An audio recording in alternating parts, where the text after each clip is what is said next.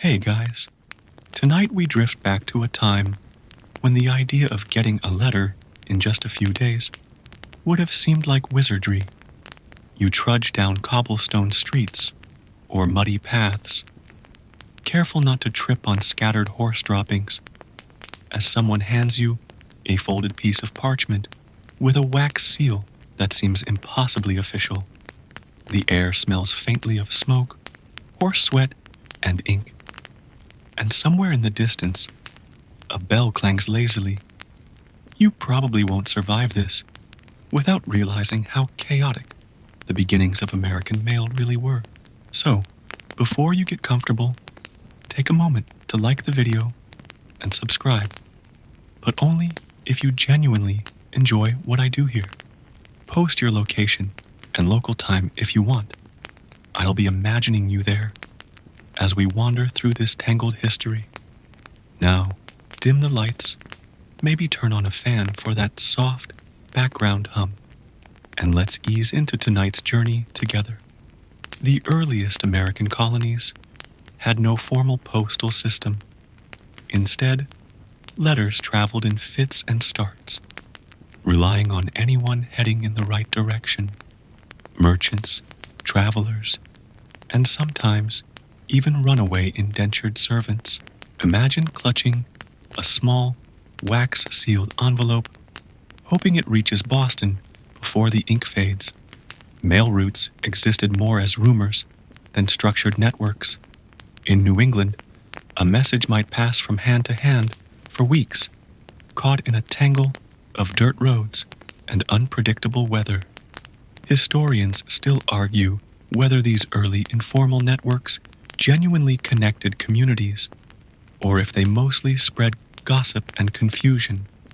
You notice the clumsy ingenuity of people trying to communicate across distances with horses, small boats, or just sheer luck, and a little part of you wonders how anyone managed anything at all.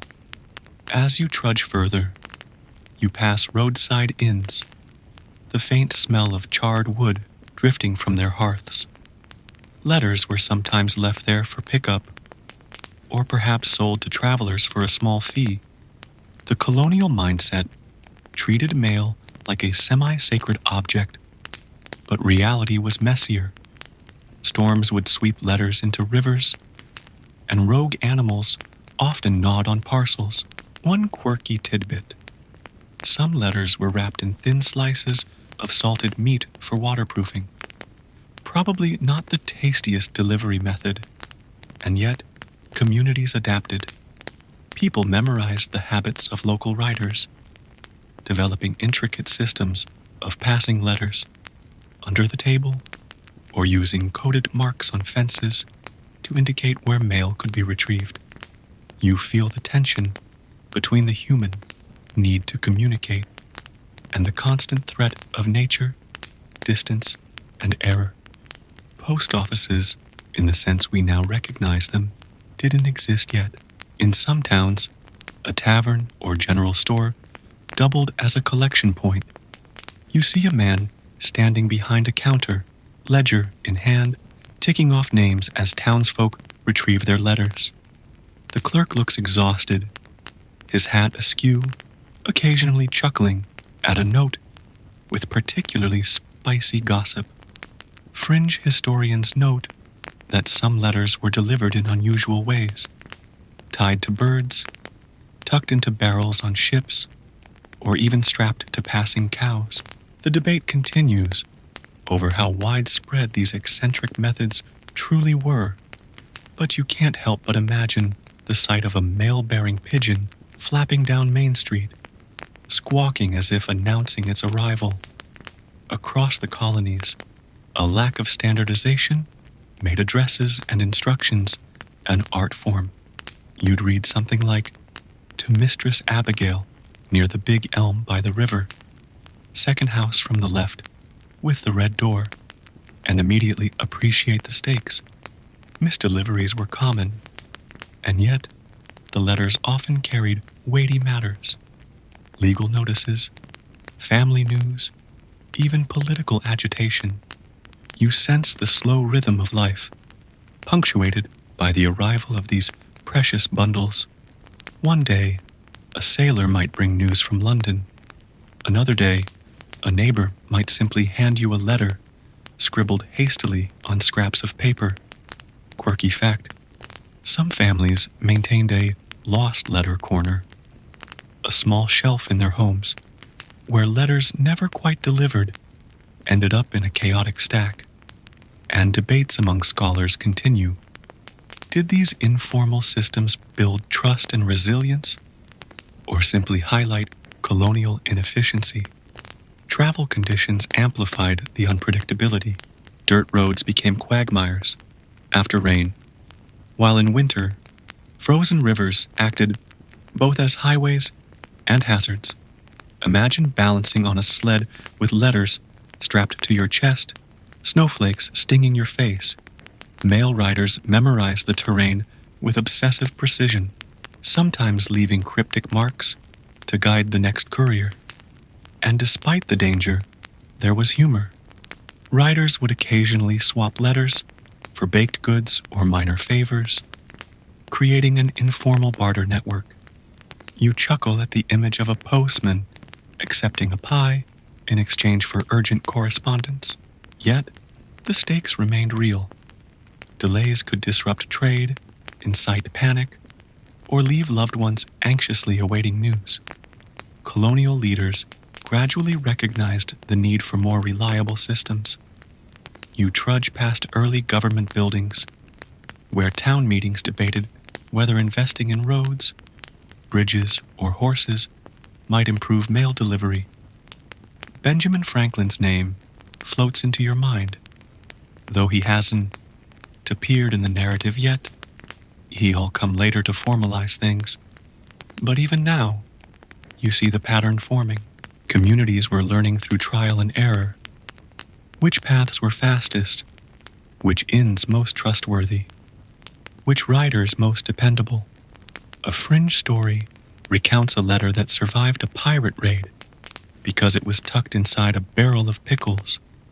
Historians still argue whether that's an embellished tale or truth. You can't help but admire the resilience, the improvisation, the sheer stubbornness of people trying to stay in touch across distances that now feel trivial. Every letter carried stories beyond words. They were vessels of hope, anxiety, longing, or mundane complaints about taxes or crop yields. You pick up a worn envelope, imagining the sender's hand shaking slightly, the ink smudged by sweat or rain. The sensory experience is vivid. The scent of parchment, the slight roughness of handwriting, the faint trace of a quill's scratch. Even the misdelivered or damaged letters contributed to community memory, sparking conversations or laughter. In some towns, delivery mishaps became legendary. One note famously arrived months late, but was still celebrated at the recipient's hearth. The pace of life demanded patience. Unlike our instant notifications today, people measured news in weeks, not minutes. You feel that rhythm as you imagine waiting beside a hearth, listening for the clop of a horse, the distant shout of a courier, the occasional bell announcing someone's arrival. Quirky tidbit: some colonists created secret mail codes to protect sensitive information from curious eyes. Little ciphers that could transform a grocery list into a political statement if misread. Scholars still argue how sophisticated and widespread these codes really were. But you sense the ingenuity born of necessity. Communication was also a social event. You picture a cluster of neighbors gathered around an arriving courier, reading letters aloud, sharing gossip, and sometimes debating which roads were safest for travel. Humor emerged from mishaps, such as letters misread or addresses mistaken, while the more serious correspondence maintained colonial governance and commerce. The unpredictability lent a certain thrill. You never knew whether a message would arrive intact, arrive late, or simply vanish into legend.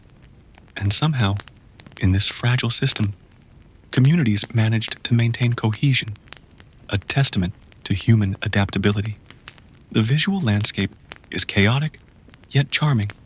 Wooden carts creaking along rutted paths, the smell of ink and leather, the murmur of conversations, the occasional startled cluck of chickens disturbed by passing riders. You hear distant bells marking both time and arrivals, and the rhythm feels both haphazard and oddly comforting. Letters become more than communication. They are cultural artifacts imbued with personality and chance. Fringe anecdotes mention messages hidden in baked goods or sewn into clothing. Historians still debate whether such practices were common or merely colorful exaggerations. The sensory journey continues as you follow letters across colonies. Sun glints on muddy puddles, horses snort in exasperation, and couriers shout greetings or complaints as they pass through towns. You imagine a single message changing hands multiple times, each hand leaving a subtle mark, a fold, a smudge, a fingerprint, and you realize these early systems, however chaotic, laid the groundwork for everything that would follow. Mail was no longer just words on paper. It was a lifeline, connecting distant hearts, families, businesses, and governments. Colonists' creativity knew few bounds. You picture a clever woman hiding a note inside a hollowed-out loaf of bread, another tying it to a goose's leg for faster flight, yet another sending messages via riverboats with tiny flags. Historians still argue whether these eccentric methods were exceptions or reflective of a broader improvisational culture. You, lying in your bed, can't help but smile at the absurdity and the brilliance of it all. The line between chaos and order blurs, and in that blur, you sense the human need to connect, persist, and innovate. By the time you finally set the imagined letter down, you understand that colonial mail delivery was a patchwork of improvisation, hope, and resilience. From muddy roads to frozen rivers, from encounters to coded messages, the system was alive with unpredictability.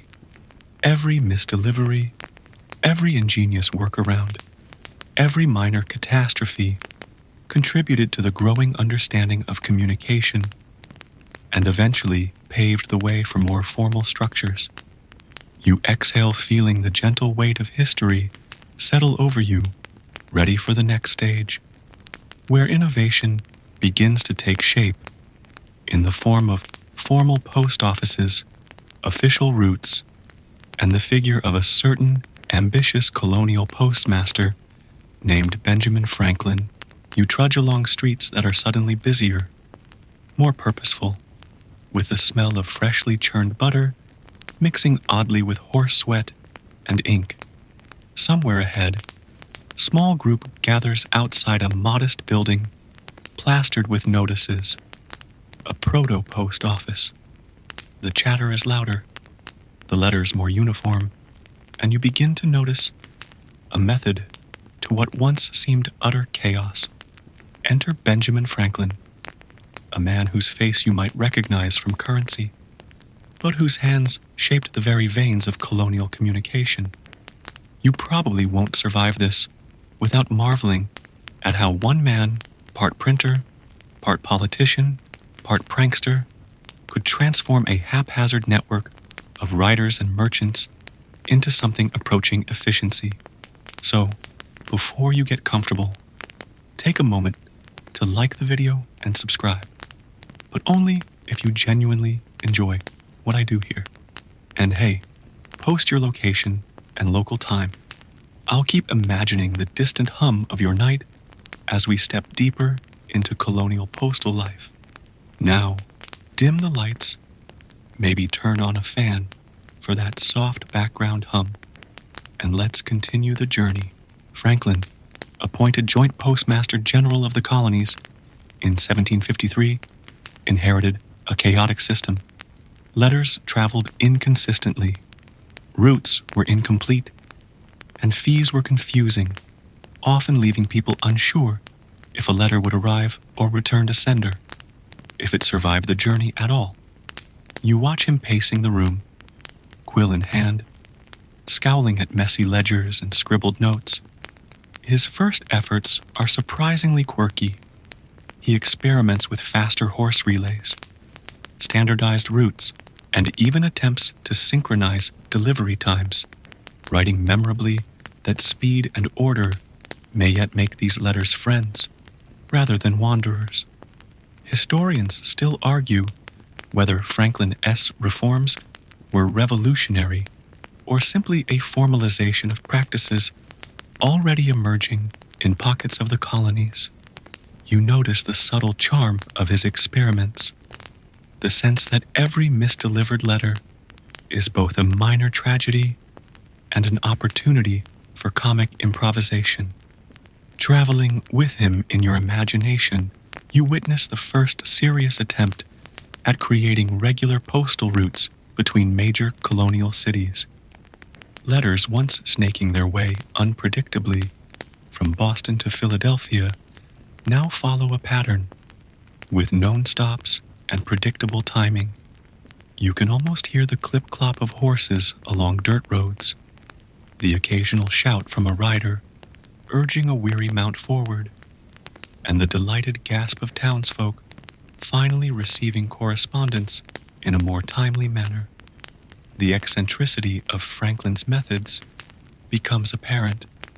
He sometimes assigned couriers in pairs, reasoning that one could write letters while the other ensured delivery. And fringe tales note that he once suggested a system of postal pigeons for urgent messages. Historians still debate whether this was a serious proposal or just Franklin S.'s mischievous whimsy.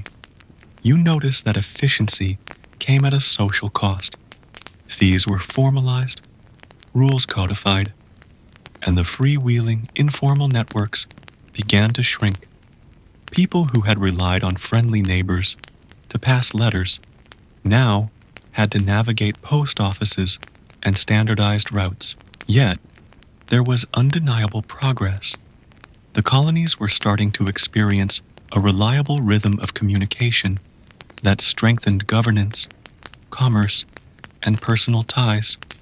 You trudge past a tavern where letters are stacked neatly on the counter, clerks moving with purpose, quills scratching in synchronized harmony. Quirky anecdotes persist. One clerk reportedly delivered a wedding invitation upside down, believing it to be a proper orientation, causing months of humorous confusion. You laugh softly in the darkness, imagining the bride and groom puzzling over their own invite. Franklin also faced the challenge of widespread illiteracy and varied handwriting standards. You observe him instituting simple rules for addressing letters, encouraging legible script, and issuing guidelines that, for the first time, made it possible for a stranger to deliver mail without fear of misreading the destination.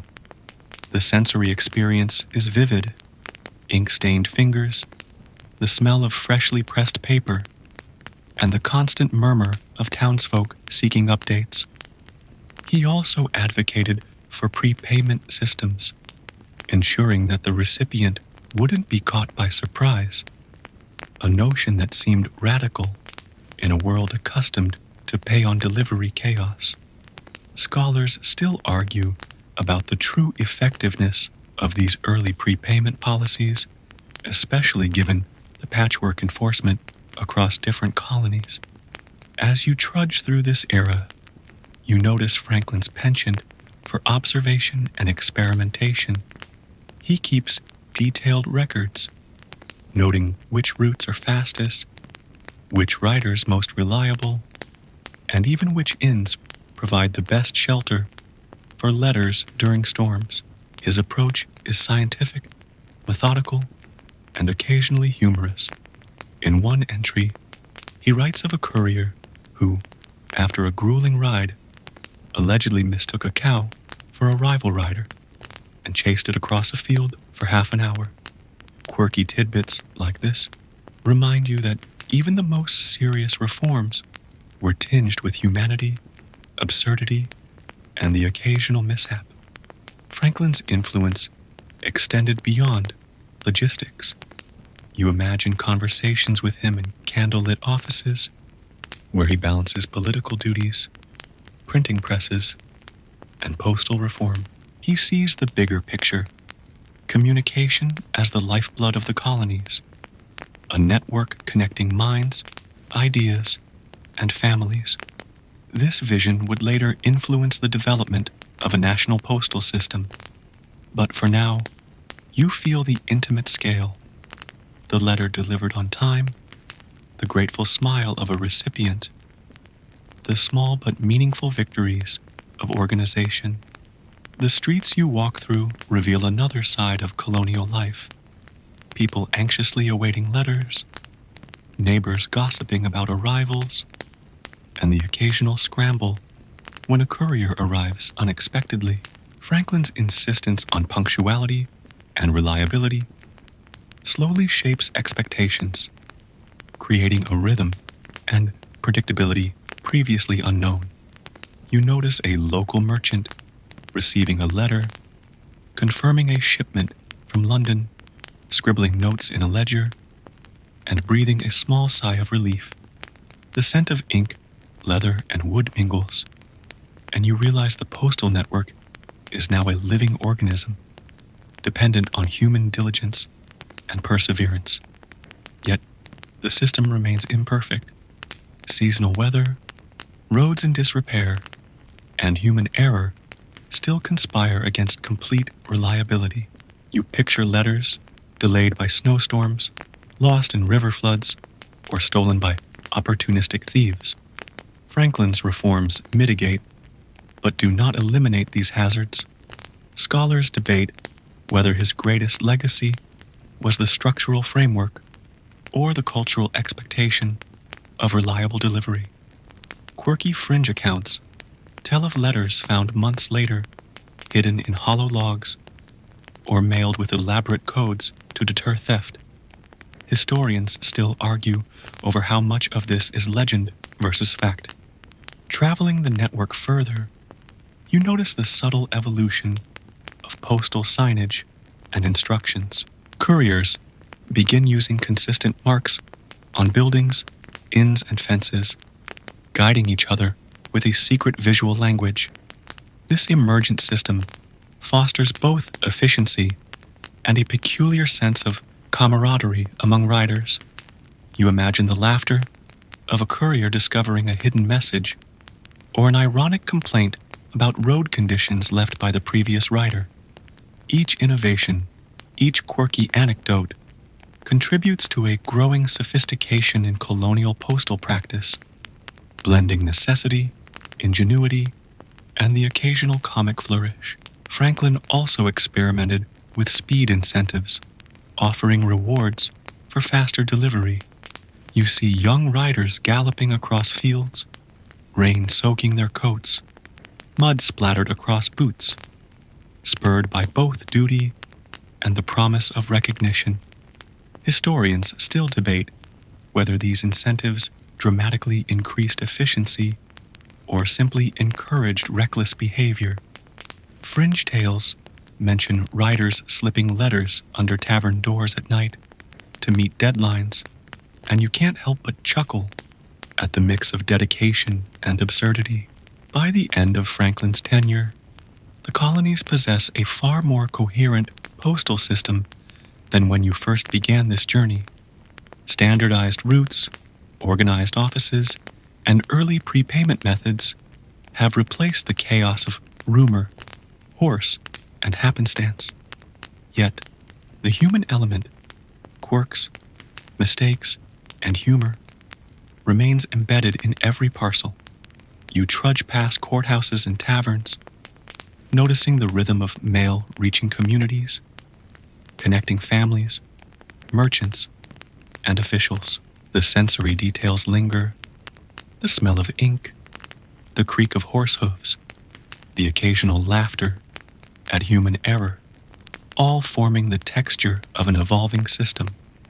As you lay your head back in this imagined colonial scene, you sense that Franklin's work is only the beginning. The chaotic, improvisational methods you witnessed earlier are giving way to structured, yet still surprisingly lively networks. You feel the tension between human ingenuity and logistical necessity, the delight in small victories, and the ever-present humor that keeps history from feeling too dry. From dusty streets to candlelit offices, the colonial postal system is coming alive, setting the stage for stagecoaches, express riders, and the roaring expansion that awaits. You step onto a rutted dirt road, the dust swirling around your boots as the rhythmic clip-clop of horse hooves grows louder. Stagecoaches lumber toward you, their wooden wheels creaking under the weight of passengers, mailbags, and the occasional stray chicken someone decided to transport. You probably won Tuppy Hut to survive this, without noticing how stagecoaches were less glamorous carriages and more rolling logistical marvels, teetering between order and chaos. So, before you get comfortable, take a moment to like the video and subscribe, but only if you genuinely enjoy what I do here. Picture yourself leaning against the side of the road, watching these vehicles arrive with letters, parcels, and rumors bundled together. And imagine the mixture of relief and irritation in the townsfolk. Post your location and local time, and I'll picture the same twilight hum of your evening as we continue. Now, dim the lights, maybe turn on a fan for that soft background hum, and let's ride along these expanding colonial arteries. Stagecoaches became the backbone of intercity mail delivery in the mid-18th century. You hear the rattle of iron wheels, smell the leather and horse sweat mingling with the earthy aroma of freshly turned soil. These coaches carried both letters and people, often bumping along roads so uneven that you can help but wince as you imagine mailbags jostling inside. Historians still argue whether stagecoaches truly unified the colonies or merely linked certain cities while leaving rural areas in limbo. You note that speed was a constant concern. Horses had to be switched at designated inns. Drivers pushed themselves to extremes, and passengers sometimes complained that their letters arrived battered or late. As you trudge alongside the coaches, you notice quirky anecdotes that make the system feel oddly human. A courier once reportedly delivered a trunk of letters, only to find the key lost, forcing him to improvise by leaving the mail under a tree with a cryptic note. Another time, a passenger reportedly tied his hat to a mailbag to prevent it from blowing away, unintentionally confusing the driver who thought the hat marked some new route.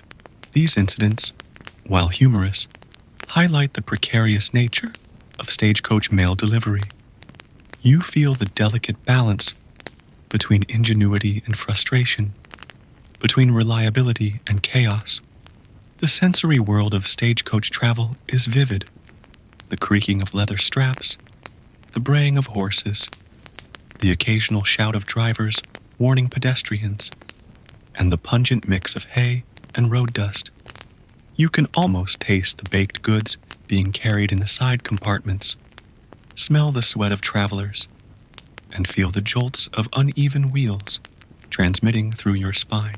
Every bump might shake letters, parcels, and small packages into minor chaos, requiring couriers to invent creative packing methods Fringe historians note some bags were wrapped in hay or canvas for shock absorption, a crude but surprisingly effective solution.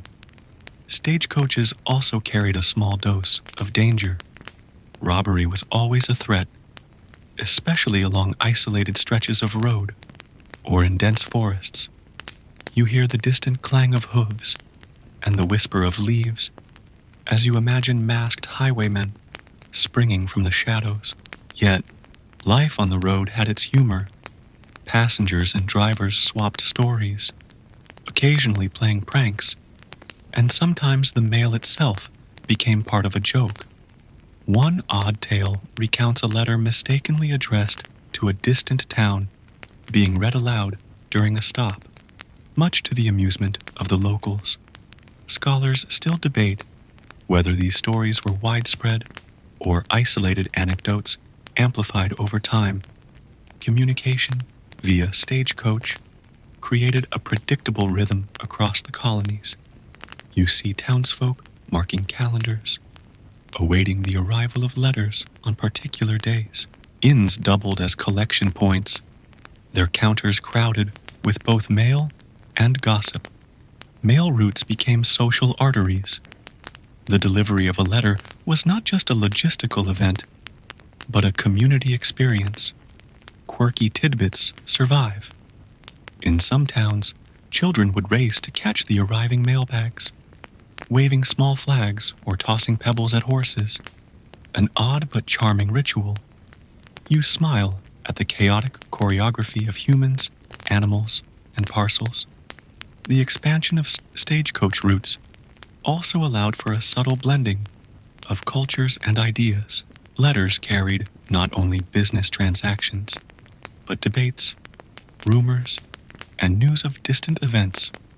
You imagine someone reading a letter aloud at a tavern, stirring discussion about political developments in Boston or a shipment of goods from Philadelphia. The stagecoach routes, while imperfect, fostered a growing sense of shared experience and connectedness. Fringe reports suggest that some couriers memorized entire letters to speed up delivery, a blend of daring and desperation that underscores the challenges they faced. Weather shaped every journey. Rain turned roads into quagmires. Snow made passages treacherous.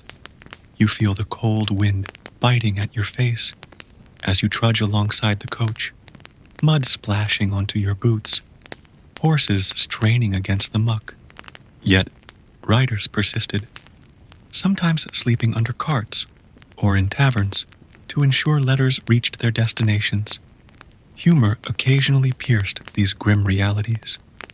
One driver allegedly had to stop mid-journey to remove a chicken perched atop a mailbag, crowing loudly enough to wake the entire route.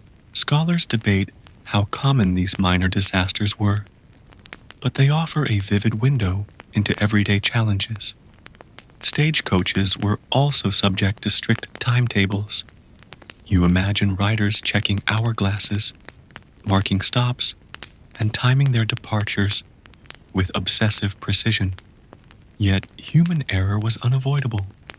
Drivers forgot stops, horses refused to move, or roads were impassable. Communities adapted, developing secondary networks to catch letters that had gone astray. You notice that while the stagecoach introduced a measure of reliability, it also reinforced a culture of improvisation. Quirky stories emerge, like a letter delivered via the wrong coach, being returned weeks later with a politely scrawled apology and an extra coin for the delay. You trudge into the daily life of stagecoach riders who were both adventurous and exasperated. Long hours, uncertain pay, and challenging terrain shaped a peculiar subculture. Riders shared jokes, navigational tips, and occasionally pranks, creating camaraderie despite the grueling work. Fringe anecdotes describe riders carrying secret messages or coded letters for sensitive political communications. illustrating that the Stagecoach network had layers of sophistication hidden beneath its rough exterior. Historians still argue how much these practices influenced broader postal policy. Mailbags themselves became microcosms of colonial society. You imagine parcels packed with personal letters, small trinkets, legal documents, and even delicacies.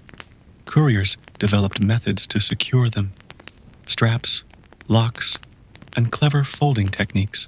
Some stagecoach stations had reputations for misplacing letters, while others were known for meticulous care. The mix of unpredictability and human ingenuity gives the system both charm and fragility. You notice the sensory details: leather rubbing against wood, the scent of aged paper, the distant neigh of a resting horse, and the low murmur of conversation. Stagecoaches also played a role in the spread of information beyond letters. Newspapers traveled along these routes, allowing ideas, rumors, and cultural tidbits to reach more people than ever before. You picture a small inn where the latest colonial news arrives alongside letters, sparking animated discussion. Quirky fact: some coaches carried secret compartments for contraband literature or satirical pamphlets, which riders sometimes read aloud during long stretches of road. Historians still debate how much this informal circulation influenced political awareness. Despite improvements, stagecoach mail was imperfect. Delays were frequent, missed deliveries common, and riders faced constant physical and logistical challenges. You sense the tension in the system. Communities relied on these coaches, yet understood their limitations. The humor, ingenuity, and sheer perseverance of riders infused the network with life. Fringe anecdotes survive of horses refusing to move until bribed with oats, mailbags dropped accidentally into streams, and letters returned weeks later with a note reading, "Better late than never." By the end of your journey along these routes, you understand that stagecoaches were both marvels of early American ingenuity and reminders of human vulnerability. They expanded communication, connected distant colonies, and created shared experiences, all while relying on riders, horses, and the occasional happy accident. You imagine the rhythm of life, the arrival of letters punctuating days, inns buzzing with news, and the scent of ink, leather, and road dust forming a backdrop to this evolving system. The stagecoach network is imperfect but vital, a necessary bridge from the chaotic colonial mess toward a more organized postal future. You lean forward, gripping the edge of your imagined seat as the wind whips past your face, carrying the scent of prairie grass and distant campfires. The world blurs into long stretches of open land, and somewhere ahead, you spot a lone rider racing across the horizon. You probably won't survive this without feeling the exhilaration and sheer audacity of the Pony Express, that legendary chain of young men who galloped across thousands of miles to deliver letters in record time.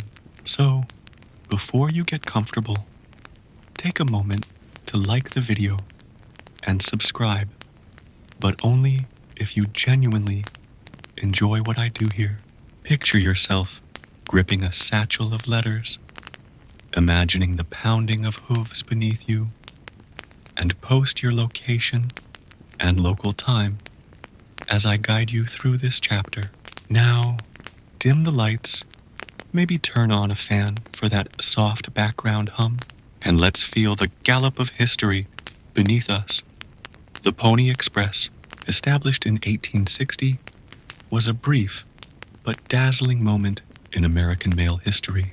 Riders covered roughly 1,900 miles from St. Joseph, Missouri, to Sacramento, California, often switching horses every 10 to 15 miles at relay stations. You feel every jolt and sway as riders sped through heat, dust storms, and sudden downpours. Historians still argue whether the Pony Express was more a publicity stunt for the newly expanding railroads or a genuinely necessary innovation. The rhythm of galloping hooves, the occasional shout, the jingle of saddlebags, all combine to create a sense of relentless urgency. You can almost see the young men, teenagers and 20-somethings, wiry, sunburned, and daring, racing across prairies and river crossings. One rider reportedly survived a rattlesnake bite mid-route, pressing onward because the letters in his satchel outweighed his own discomfort. Fringe tales exaggerate heroics even further. Some stories claim riders crossed entire stretches with a single boot, having lost the other to mud or misadventure. You smile at the absurdity, but recognize that these risks were part of the job, part of the mythology that surrounds the Pony Express today. The relay stations themselves were small, sturdy structures, spaced strategically along the route. You trudge up to one in your imagination, a wooden cabin with a hitching post, a few barrels of water, and a weary horse pawing the ground. Station keepers provided fresh mounts, sometimes rudimentary meals, and often an amused commentary on the rider's antics. Quirky tidbit: at some stations, riders left notes to each other in secret compartments or hollow posts, essentially forming the first informal network messages in the Wild West. Scholars still debate how much coordination these hidden systems actually facilitated, but the creativity is undeniable. The pace of the Pony Express was relentless. You feel the strain in your arms as you clutch the reins, your legs aching, the wind tearing at your clothing. Riders covered between 75 and 100 miles per day, sometimes at a flat-out gallop. One eccentric account tells of a rider carrying a bundle of letters that included a jar of pickles, which smashed mid-ride, creating a trail of brine behind the horse. Humor, danger, and dedication intertwined in every mile. Historians argue whether the service's speed justified the extreme risks taken by the young riders. The letters themselves were precious cargo. You imagine opening one, its contents a mix of mundane family news, business transactions, and political urgency. Each envelope carried weight, not just in paper and ink, but in the lives and livelihoods dependent on timely delivery. Riders memorized routes meticulously, ensuring the fastest possible passage, often navigating by landmarks, stars, or memory alone. Fringe accounts describe letters being sewn into saddles or tied inside boots to protect them from both theft and weather, a bizarre but effective measure of security. As you traverse the expanses of plains and mountains, the sensory details of the ride become vivid. The scent of sagebrush, the tang of horse sweat, the sting of dust in your eyes, the sharp snap of leather, reins in your hands. You pass isolated cabins, herds of bison, and occasionally small clusters of settlers who marvel at the speed with which news arrives. Humor surfaces in small anecdotes.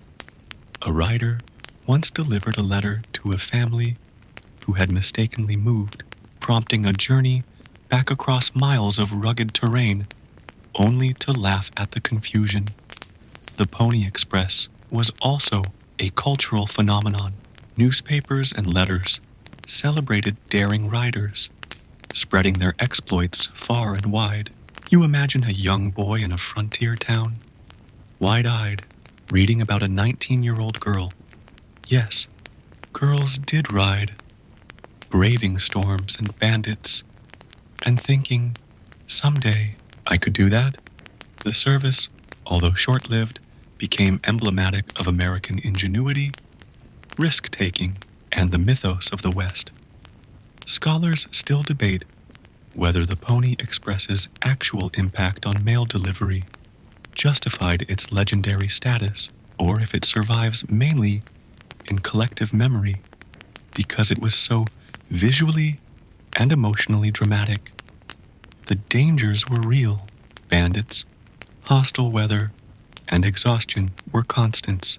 You shiver in the imagined cold of a snowstorm, gripping the reins as frost forms on the horse's mane, or squint through swirling dust storms that blind both rider and animal. One quirky story describes a rider who reportedly rode through a hailstorm while holding a jar of ink that he had promised to deliver intact. A perilous, ridiculous commitment that underscores both the absurdity and courage of the endeavor. Stations and riders relied heavily on improvisation. Bridges washed out, animals went lame, letters were mislaid. Yet somehow, the system functioned with remarkable reliability given the conditions. You feel the pulse of a living network, human ingenuity, animal endurance, and a dash of luck working together. Fringe tales tell of a rider carrying both letters and a turkey, the latter arriving surprisingly intact at its destination, a humorous anecdote that demonstrates the strange unpredictability of frontier mail. The legacy of the Pony Express reaches beyond speed. It symbolized connection across impossible distances, fostering commerce, communication, and community cohesion. You imagine a family in California receiving news from Missouri in just under 10 days, a journey that would have taken weeks or months just a few years prior. Historians still debate the practical significance versus the symbolic power of the Express, but both are undeniable. The young riders, the horses, the relay stations, all created a vivid tapestry of courage, ingenuity, and occasional absurdity. The sensory landscape continues to impress. Galloping hooves drumming the earth, letters bouncing gently in a satchel, the occasional shout from a distant rider signaling a relay, and the smells of wild grass, horse sweat, and campfire smoke mingling into a potent reminder of life on the frontier. Humor interweaves seamlessly.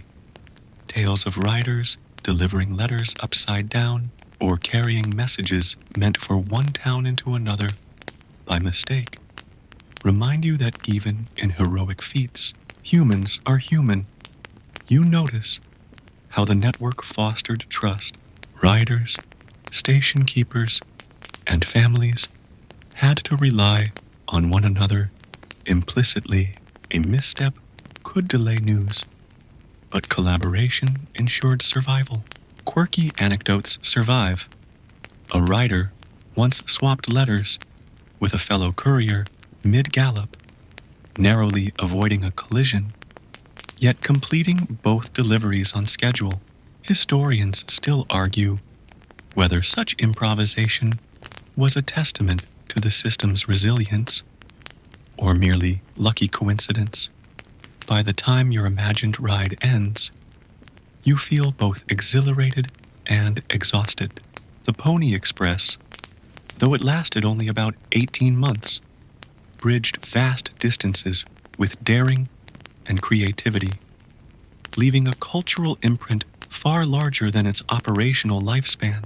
You notice the gentle sigh of wind through prairie grasses, the lingering smell of horses, and the faint echo of hooves fading into the horizon. Each letter delivered, each risk taken, contributed to a broader understanding of speed, connection, and the human desire to overcome distance. And so, as you settle back, you realize that the galloping glory of the Pony Express laid the groundwork for the next evolution, the trials and triumphs of wartime mail, where letters would travel across battlefields through smoke and chaos, carrying hope, news, and sometimes desperation. But for now, you let the rhythm of hooves, the dust-scented wind, and the courage of young riders settle into memory, preparing you for the next stage of this journey. You step cautiously into a landscape scarred by the tension and chaos of the Civil War. Smoke drifts lazily from distant encampments, mingling with the scent of charred wood and damp earth. You probably won't survive this without recognizing that mail delivery during wartime was both a lifeline and a gamble, each letter carrying news that could alter lives or break hearts. So, before you get comfortable, take a moment to like the video and subscribe, but only if you genuinely enjoy what I do here. Picture yourself clutching a bundle of letters, watching soldiers trudge through mud, and post your location and local time as we wade together into this chapter. Now, dim the lights, maybe turn on a fan for that soft background hum, and let's trudge through the war-torn pathways of American mail. The Civil War presented extraordinary challenges for postal delivery. You hear the distant rumble of cannon fire and the clatter of horse hooves over rough terrain, while soldiers carry letters between lines, risking both weather and enemy fire. Communities relied heavily on correspondence for both mundane and urgent news, troop movements, family updates, and occasional legal matters. Historians still argue whether the Union and Confederate postal services were genuinely effective, or if the chaos of war rendered much correspondence more symbolic than practical. You notice the ingenuity of the people involved. Couriers sometimes disguised letters in everyday objects, hollowed out canes, bread loaves, even bottles, to prevent interception by enemy forces. One quirky anecdote tells of a letter wrapped in a silk handkerchief and hidden in a drummer boy's drum, arriving surprisingly intact on the other side of a battle line. Such methods illustrate the creativity born from necessity, where risk and reward were constantly measured in ink and paper. Postal routes were constantly shifting. Towns changed hands. Roads became impassable, and rivers swelled with spring rain, delaying even the most meticulously planned deliveries. You imagine trudging beside a horse-drawn wagon loaded with mailbags, wading through mud and dodging artillery fire, the letters inside both precious and perilously exposed. Fringe historians suggest that some letters were ferried by small, covert groups who braved enemy lines at night, adding an almost cinematic tension to what otherwise seems mundane. The mail also served as a crucial morale booster. Soldiers relied on letters from home to maintain a connection with family and the life they left behind. You can almost hear a weary infantryman tearing open an envelope, savoring the familiar scent of home, the inked handwriting, the careful phrasing. Humor surfaced even in dark times.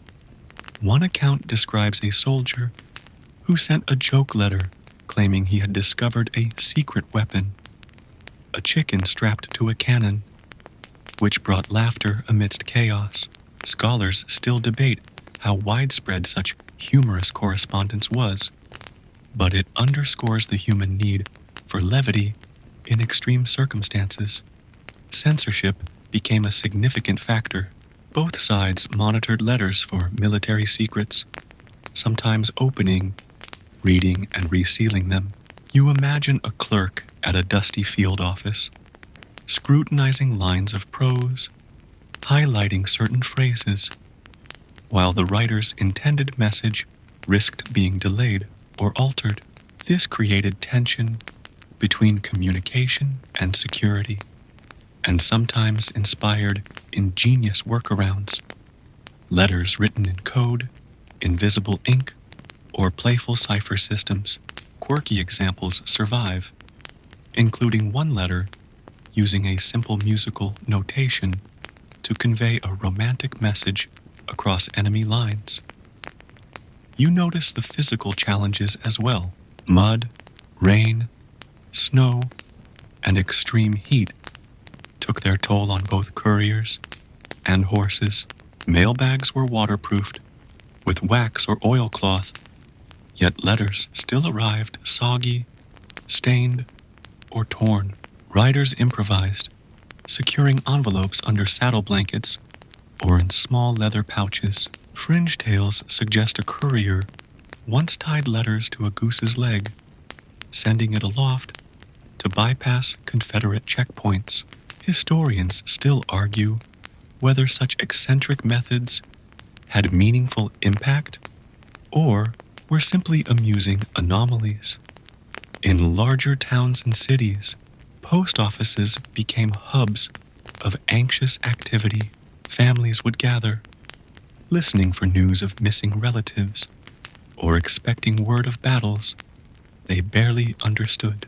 You see clerks rushing to sort letters, the inked ledgers marking arrivals and departures, the scent of fresh paper and candle wax heavy in the air. Quirky incidents occur. A letter arrives, addressed to a soldier long presumed missing, sparking both relief and a small debate over whether the sender had forgotten a prior update. These moments illustrate the intertwining of human error, hope, and the relentless march of information. Innovation also emerged. Special wartime routes, riverboats, and mounted couriers were coordinated to maintain the flow of communication. You follow a mailboat gliding along a swollen river, the captain shouting directions, letters piled carefully to prevent damage from sudden waves. Scholars still debate whether these measures significantly improved delivery speed or simply mitigated worst-case disruptions. The sensory detail is vivid. Water sloshing against the hull, the smell of wet timber, the occasional squawk of startled birds. Some letters carried official government directives, others personal musings, yet all bore enormous emotional weight. You picture a mother writing to a son in uniform, her words trembling with worry, or a soldier scribbling advice and encouragement to friends back home. Postal workers, aware of the stakes, handled each letter with care, though mishaps were inevitable. Fringe reports note letters being swapped accidentally between units, creating humorous confusion, but occasionally delivering unintended emotional surprises. The role of women in the postal network became more pronounced. You see local women stepping in as couriers, sorting clerks, and even temporary station managers, while men were at war. Some were daring and inventive, ferrying letters across dangerous terrain with little more than courage and ingenuity. Historians still argue how much this shift accelerated women's roles. In the broader postal service post-war, you smile at the image of a young woman navigating both mud and social expectations, determined that letters would reach their destination. Technology began to subtly influence wartime mail. Telegraphs carried urgent messages, yet letters retained personal and emotional value. You notice the tension. A telegraph message might deliver strategy quickly, but a letter carried stories, emotions, and mundane details that kept humanity alive amidst the machinery of war. Quirky anecdotes tell of soldiers attempting to send letters using inventive but impractical devices such as small rockets or balloon drops, most failing spectacularly but leaving behind amusing tales. By the time you reach the edge of a battlefield, you realize that mail had become both a lifeline and a logistical nightmare. Couriers dodged bullets and illness, rivers and mud, enemy lines and exhaustion, all to ensure that inked messages reached families and commanders alike. Humor, improvisation, and sheer determination infused every step, every ride, every package. The sensory landscape is unforgettable. Smoke, mud, sweat, ink, and faint traces of gunpowder mingling into a heady, visceral experience. Ultimately, the Civil War transformed mail delivery. It introduced wartime protocols, censorship measures, and innovations that would influence peacetime systems. You see the connections forming across a fractured nation, built on both bravery and human folly. Historians debate how much these wartime adaptations improved efficiency in the long run, but one thing is clear: the human and emotional stakes elevated mail from mere communication to an essential lifeline. And so, as you settle into the imagined field, the smoke begins to fade, the clatter of hooves softens, and the letters continue on their journey. You sense that even in chaos, a network of resilience, ingenuity, and humor has taken shape, preparing the ground for the next era. The iron tracks of railroads that would soon roar across the landscape, changing mail forever. Mail forever. You ease into the gentle rhythm of iron wheels clattering against tracks, the metallic hum vibrating beneath your feet, carrying letters faster and steadier than any galloping horse could dream of. You probably won't survive this without feeling the transformation that railroads brought to American mail, where the nation shrank with every puff of steam and every sealed envelope sliding into a locked postal car. So, before you get comfortable, take a moment to like the video and subscribe, but only if you genuinely enjoy what I do here. Picture yourself leaning out of a rattling railcar window, soot sprinkling your hair, a mail sack thudding at your side, and post your location and local time as the train whistle calls us forward. Now, dim the lights, maybe turn on a fan for that soft background hum, and let's ride the rails of history together. When the railroads arrived in the mid-19th century, mail delivery experienced a revolution. Imagine you're standing on a platform, smelling coal smoke and hot iron, the air vibrating as a locomotive roars into view. Where a letter once took weeks across land, now it could travel in mere days. The U.S. Post Office quickly recognized the potential, contracting with railroads to carry mail in special cars. Historians still argue whether the decision to fully embrace trains was a financial gamble or an inevitability shaped by industrial expansion. Either way, you feel the ground shifting, literally, as steel tracks begin to stitch the continent together. Step inside a railway post office car. It's cramped, noisy, and smells of paper, ink, oil, and coal dust. Clerks stand at narrow sorting tables as the train sways, snatching letters from pouches, slotting them into pigeonholes, and tying bundles with practiced speed. The rocking motion forces you to steady yourself against the wall. A quirky fact: clerks wore leather straps across their chests to keep themselves anchored during sudden jolts, almost like a Victorian seatbelt.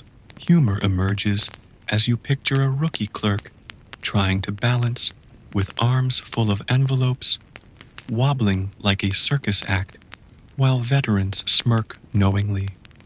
One of the most dramatic innovations was the mailhook system. Imagine leaning out of the car as the train barrels past a small town at 40 miles per hour. A canvas bag hangs on a trackside crane. With a sudden clatter, the hook snatches the bag, while another bundle of sorted mail is kicked out the door, all without the train stopping. Fringe accounts tell of miscalculations, bags exploding into feathers if poultry shipments were involved, or a sack being hooked so forcefully that it flew through the open car door and nearly flattened a clerk. Historians still debate whether this system saved more time than it caused headaches, but its spectacle remains legendary. The sensory overload is constant. Steam hisses from valves, soot coats your tongue, the steady slam of wheels over rails pounds in your chest, yet the clerks keep pace, sorting hundreds of letters per hour. Some even developed a kind of muscle memory, memorizing routes so well that they could sort mail blindfolded. One fringe anecdote claims a clerk sorted perfectly during a blackout, guided only by the rhythm of the train and his own intuition. Was it true brilliance or exaggeration? Scholars still argue. Railroads also shrank the distance between city and countryside. You imagine farmers receiving newspapers within days, not weeks, staying connected to national debates and local gossip. Packages, too, grew more common. Boots, books, and even exotic foods could now travel quickly. A quirky tidbit: one woman reportedly mailed her sourdough starter to her sister across the country, wrapped in damp cloth, which survived the jostling ride and began a whole new bakery tradition. Humor lingers in stories of towns where the arrival of the mail train was a social event, with locals treating it like a parade, cheering as clerks tossed out sacks of letters. But railroads weren't immune to challenges. Derailments, robberies, and weather delays plagued the system. Picture yourself gripping a steel handle as the car tilts alarmingly on a curve, letters scattering like autumn leaves. Bandits occasionally targeted mail cars, knowing valuable packages might be inside. One famous robbery ended when clerks hurled ink bottles at attackers, temporarily blinding them and saving the precious cargo. Historians still debate whether security innovations were adequate, but the mix of danger and resilience created enduring stories. Another cultural shift emerged: timetables. The precision of trains forced postal schedules into stricter rhythms. No more vague, sometime next week deliveries. Now, people expected punctuality. You hear the conductor shout, "On the minute," as the whistle blows, reinforcing a national obsession with timekeeping. Quirky side effect: small towns adjusted their daily routines around the mail train, with shopkeepers setting clocks to its arrival and children racing to the depot for news. Railroads also connected east to west in ways unimaginable before. Letters that once crawled by stagecoach could now race across plains and mountains in sealed, soot-stained cars.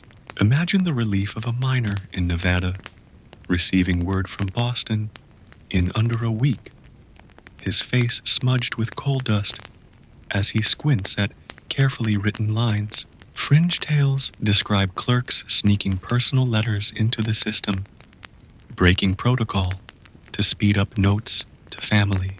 Was it kindness or corruption? Historians still argue, but the human impulse to bend rules for love feels timeless. The cultural aura of rail mail seeped into everyday life. Songs, poems, and even jokes celebrated the spectacle of letters flying through windows and sacks swinging on hooks. Humor found its place. One town painted its water tower to say, "Mail here," confusing a poor clerk who nearly hooked a canvas bag onto the spout. You chuckle at the absurdity, but recognize the passion communities had for their connection to the outside world. By the late 19th century, railway post offices had become indispensable. The cars themselves were small moving cities, carrying not only letters, but also news, rumors, and the unshakable feeling of progress. You feel the vibration of the wheels in your bones, the shuffle of papers in your ears, the smell of coal smoke in your lungs. It is gritty, noisy, uncomfortable, and yet it is the heartbeat of a modernizing nation. And as the train whistle fades into the distance, you realize that the story of mail delivery is now forever tied to industrial speed. The gallop of horses is a memory. The roar of locomotives is the present. Still, you sense that even faster innovations are waiting beyond the horizon. Machines that fly through the sky, carrying letters not on steel tracks, but through open air. But before you soar upward, you take one last moment to feel the steady clatter of wheels, the smell of steam, and the thrum of progress echoing across the rails. You squint upward into a blinding stretch of sky, where the faint buzz of engines drifts closer until it vibrates in your chest. You probably won't survive this without realizing that airmail transformed the way Americans thought about distance. Suddenly, letters weren't bound by rails or roads, but carried aloft on fragile wings that seemed one gust away from disaster. So, before you get comfortable, take a moment to like the video and subscribe, but only if you genuinely enjoy what I do here. Picture yourself standing in a grassy field, watching a canvas-winged biplane dip toward you with a sack of letters strapped inside, and post your location and local time as we climb into this chapter together. Now, dim the lights, maybe turn on a fan for that soft background hum, and let's ride the clouds. The first official U.S. airmail service took off in 1918 from Washington, D.C. to New York, with Philadelphia as a stop in between. Imagine the scene. A crowd gathers on a grassy polo field in Washington, the roar of the plane's engine drowning out small talk, the sharp tang of gasoline thick in the air. The pilot, young, leather-jacketed, probably running on little more than coffee and nerves, lifts the nose of the plane into uncertain skies. Historians still argue whether the post office genuinely believed in airmail's efficiency at the time, or whether the service was more a public relations gamble to show America's daring. The risks were immense. These early aircraft were delicate things, stitched together with wood, fabric, and stubbornness. Engines sputtered, storms blew planes miles off course, and landing strips were often just empty pastures. You picture yourself bouncing in a small cockpit, goggles fogging, wind screaming past as you clutch a leather mail sack to keep it from flying loose. One quirky anecdote describes a pilot forced to land in a farm field, where cows promptly trampled several letters. The farmer helped recover what he could, though some messages later arrived, marked with suspicious hoofprints. Despite chaos, airmail proved intoxicatingly fast. What once took a day by rail could now arrive in mere hours. You imagine a businessman in New York opening a letter from Washington the same afternoon it was written, marveling at the miraculous speed. Humor emerges when considering one pilot's complaint. The mail always makes it, but I'm not sure I will. And he wasn't entirely wrong. Accident rates were high in those early years. Historians still debate whether the government pushed the service too recklessly, risking pilots' lives for prestige. To navigate, pilots relied less on instruments and more on sheer nerve and visual cues. Airways were marked with giant concrete arrows laid out on the ground, pointing from one city to the next. At night, beacon towers lit up the landscape like a string of glowing breadcrumbs. You see it clearly, the steady pulse of lights across plains, guiding planes toward distant cities. A fringe story claims one pilot, exhausted, followed the wrong arrow and ended up in a completely different state, apologizing sheepishly as he handed over soggy mail. The culture around airmail grew quickly. Pilots became folk heroes, brash, daring, often compared to knights of the air. Crowds gathered at airfields to watch planes take off and land, cheering like it was a sporting event. You imagine the thrill of standing among them, smelling popcorn and aviation fuel, as letters soared into the clouds. Quirky tales abound. One pilot supposedly delivered a letter in mid-air by dropping it from the cockpit, where it miraculously landed intact in a farmer's wagon. Historians still argue whether that story was exaggerated into legend, but you want to believe it. The post office soon created dedicated airmail routes. Threading across the country, pilots flew through fog, snow, and thunderstorms, sometimes guided only by the faint glow of farmhouse lights below. Picture yourself peering out from a small cockpit at a storm, lightning flashing close enough to make you flinch, rain slapping against the fabric wings, yet still pressing forward because a satchel of letters depended on you. Humor surfaced even in terror. One pilot quipped that he navigated by smell and guesswork, a statement only half in jest. Accidents, sadly, were common. Planes crashed in forests, mountains, and open fields. Rescue parties often found scorched mailbags among the wreckage. Letters delivered despite catastrophe. A fringe anecdote describes one farmer discovering a crashed plane, salvaging the mail, and personally completing deliveries on horseback. A strange, touching mix of old and new methods working together. Historians debate whether these failures undermined public trust or only heightened admiration for the service's bravery. The sensory details of early airmail are vivid. The stench of gasoline, the sting of windburn on your cheeks, the sight of canvas wings vibrating in turbulence, the endless horizon stretching ahead. You imagine stepping from the cockpit after a grueling flight, covered in soot and sweat, clutching a battered sack of letters that somehow survived the ordeal. Quirky fact: some pilots kept good luck charms in their cockpits. Stuffed animals, rabbit's feet, or even a small potted plant. Each one a fragile comfort against the unpredictability of the skies. And yet, the service expanded. By the 1920s, airmail became faster and safer.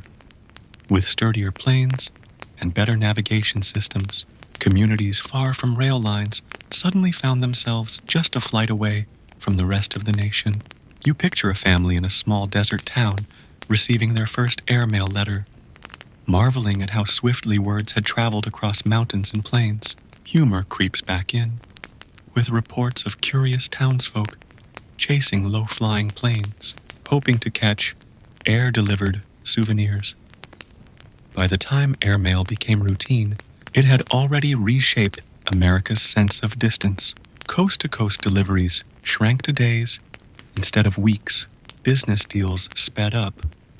Romances bridged long gaps, and a sense of immediacy took root in American culture.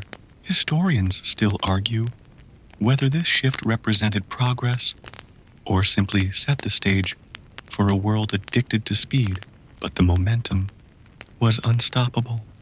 As you stand in that grassy field, watching another biplane roar into the sky, you realize the transformation is profound. Letters now travel on wings, faster than any steam engine, unbound by earthbound obstacles, and you sense the story isn't done, because soon people will demand even more. They'll expect delivery to every doorstep, in every corner of the country, whether on train, plane, or muddy dirt road.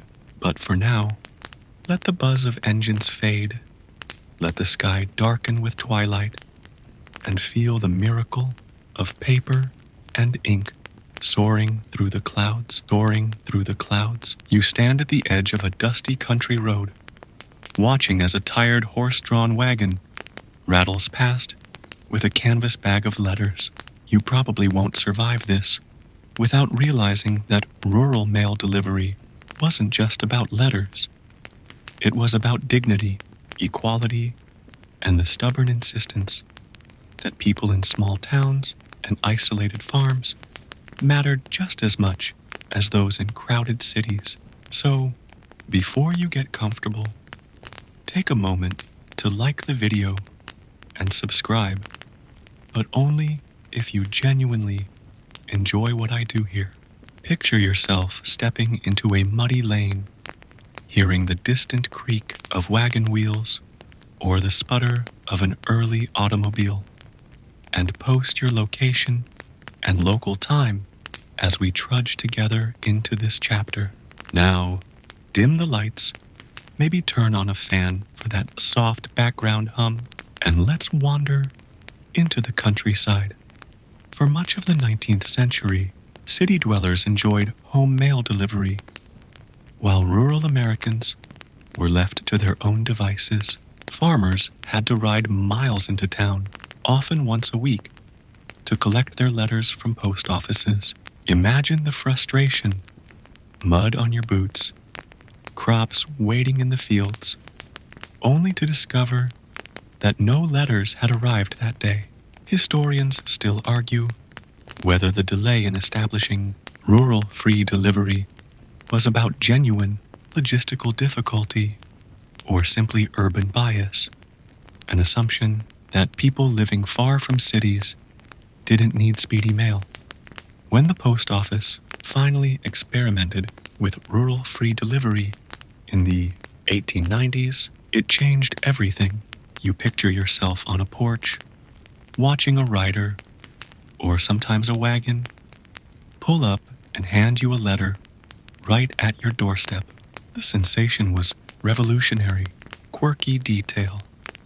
Some farmers were so excited that they built little wooden mail shrines at the end of their driveways, decorated with paint or even tin roosters. Long before standardized mailboxes appeared, humor pops up in stories of children using these shrines as playhouses, forcing postal workers to dig letters out from beneath dolls and toy wagons. The impact was profound. Newspapers began reaching farms daily.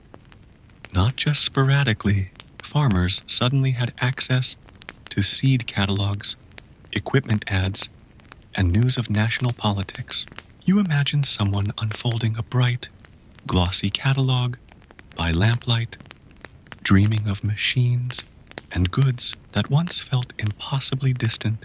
Fringe accounts describe rural households treating the arrival of the Sears catalog as a near holiday, with children cutting out pictures to paste on walls like posters. Historians still debate whether these catalogs spread literacy as much as they did commerce. The practical challenges were enormous. Routes spanned muddy back roads, narrow bridges, and steep hills. Picture yourself bouncing in a wagon through spring floods, water splashing your boots as you clutch a dripping mail sack. Postal workers sometimes had to deliver by boat during floods or by skis during heavy winters. Quirky anecdote. One rural carrier reportedly delivered letters on a mule that had a habit of wandering into farmhouses uninvited, chewing on wallpaper as the farmer signed for his mail. You grin, imagining the chaos. Standardized mailboxes eventually became essential. Before that, deliveries were often left in barrels, baskets, or even hollowed out tree stumps. You walk up to one such stump, pull out a slightly damp letter, and shake your head at the ingenuity. Humor surfaces in tales of mailboxes doubling as storage for eggs, pies, or even snakes planted by prankster neighbors. Postal officials eventually set regulations, though enforcement was spotty and rural creativity persisted. One overlooked detail is how rural delivery created new expectations. Farmers began writing more letters, knowing they would be collected daily. You can almost hear the scratching of pens on paper late at night, the quiet hope that a reply would come swiftly. Historians still argue whether this sudden flood of correspondence overwhelmed the post office, or whether it simply proved the nation's appetite for connection. Either way, the countryside was suddenly stitched into the fabric of national life. Rural carriers themselves became cultural figures, trusted, familiar, often underpaid. They were lifelines in small communities. You imagine a carrier trudging through snow with letters tucked under his coat, greeted by a barking dog and the smell of fresh bread at every stop. Quirky story. One carrier was rumored to deliver pies along with mail, baking extras at home just to sweeten his route. Humor aside, these men and women often risked personal safety to keep the promise of daily delivery. The sensory details of rural routes are vivid. The squeak of wagon wheels, the buzz of cicadas in summer fields, the crunch of frozen ground beneath boots, the smell of hay and wood smoke blending with the faint scent of ink and paper. At times, it was idyllic. At others, grueling. Fringe tales tell of carriers so exhausted they napped in barns between deliveries, waking to confused cows licking the envelopes. Scholars still argue whether such anecdotes reflect the strain of the job or just the human impulse to exaggerate a hard day's work. Economically, rural delivery sparked a transformation. Farmers could order tools, clothing, even entire prefabricated houses, all through the mail. You picture a railcar pulling up, unloading packages that would assemble into a 2-story farmhouse in the middle of nowhere. Humor sneaks in, with one report of a farmer mistakenly ordering 3 outhouses instead of 1, leaving his neighbors amused and slightly confused. But the point remains: access to goods and ideas reshaped rural life. The cultural effect was equally striking. Rural families now felt part of national debates, politics, and consumer culture. They could write letters to newspapers, order books, or stay updated on events far beyond their fields. Historians still argue whether rural delivery democratized information or simply fed people into the machinery of consumerism. Either way, The countryside's isolation diminished, replaced by threads of connection that hummed daily along muddy roads. You picture the human side of all this. A child waiting anxiously for a birthday card from grandparents in the city. A farmer eagerly opening a seed catalog in January. A mother reading a letter aloud by kerosene light. Each small moment carried weight. Each envelope connected scattered families and stitched together a sprawling, uneven nation. By the early 20th century, rural free delivery had become a bedrock of American life. The experiment was no longer just an idea. It was a promise, carried on wagons, horseback, and the first sputtering automobiles rattling down dirt tracks. The countryside was no longer forgotten. It was part of the pulse of the mail system. And as you lean against that rural mailbox, hearing the crickets chirp and smelling the dust of the road, you realize that the journey of letters is far from over. The next stage will see packages join the flow in earnest, parcels large and small, changing not only what people could say to each other, but what they could send. You stand by a battered rural mailbox, its metal door creaking in the breeze, when you suddenly notice something heavier than a letter tumbling inside. Not just words anymore. Objects, boxes, and bundles begin to flow through the system. This is where parcels march onto the scene, and the whole rhythm of American mail changes. You probably won't survive this without realizing that once parcels became part of the daily delivery, the definition of mail stretched far beyond envelopes. At first, letters were the sacred currency of the post, and parcels were left to private express companies. That created tension. Monopolies like Wells Fargo dominated package delivery and often charged rural customers absurd fees. You picture yourself standing at a small-town post office, coins jangling nervously in your pocket, wondering whether you can afford to ship a single box of tools or books. Historians still argue whether the post office broke these monopolies out of fairness or simply because they wanted a piece of the growing market. In 1913, everything changed. Parcel Post launched, and suddenly, people could ship packages through the postal service at reasonable rates. You imagine the excitement of farmers ordering new equipment, families receiving store-bought goods, and children tearing into packages of sweets and toys.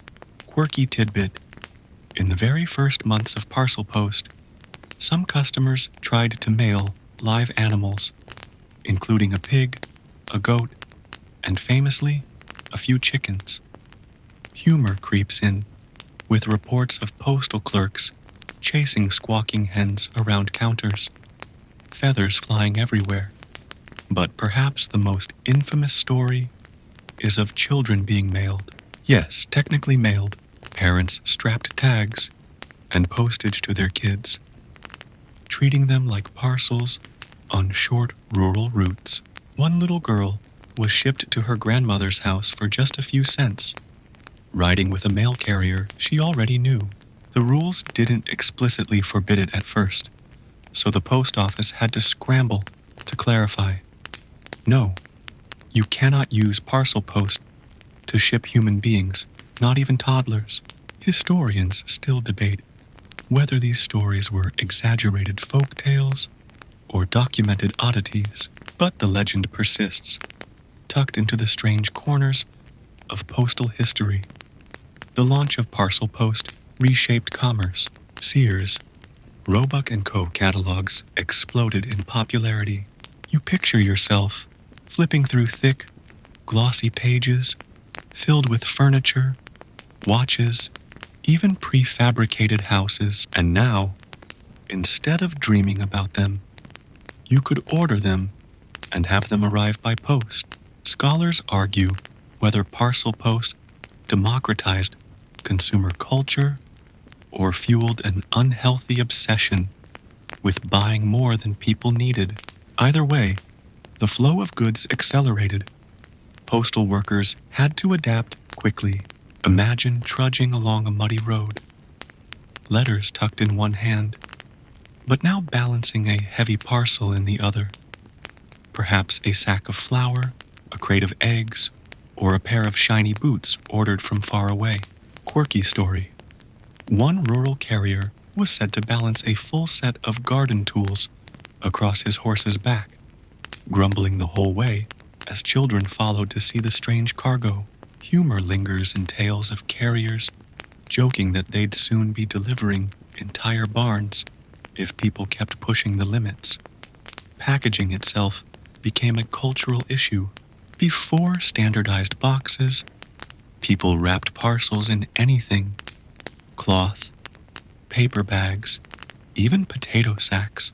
You picture a lumpy, irregular package tied with twine, barely holding together, with the ink address smudged by rain. Postal clerks sometimes had to guess the contents from shape alone. Scholars still argue whether the loose packaging standards led to more losses, or if the chaos simply became part of the postal charm. With parcels came weight limits and size restrictions. Early rules capped packages at 11 pounds. Though this was soon increased, still, Americans found ways to push the boundaries. Quirky anecdote. A man once mailed a brick simply to test whether the system would accept it.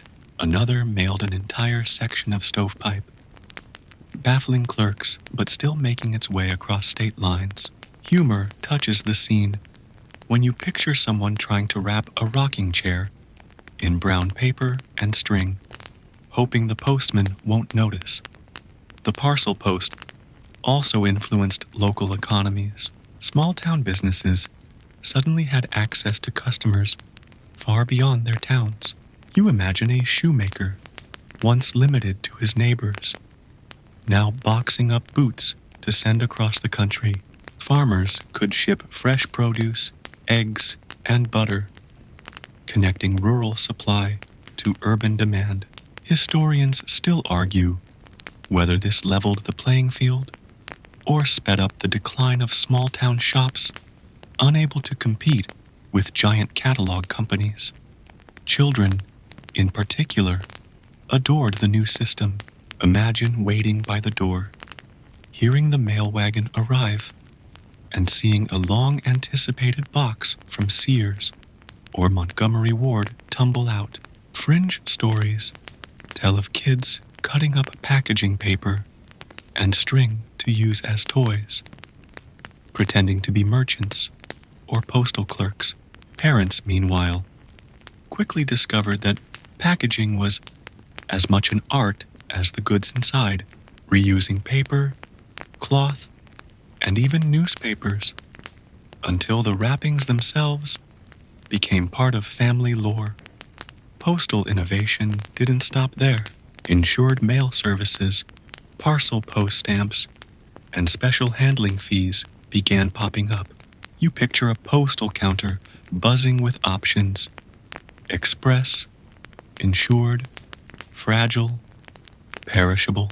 Clerks sometimes acted more like travel agents, advising customers on the safest, fastest route for their packages. Humor emerges in stories of clerks rolling their eyes at yet another box of fragile eggs that smelled suspiciously like moonshine. The cultural symbolism of parcels was undeniable. Letters connected hearts, but packages nourished bodies, clothed families, and sometimes built entire houses.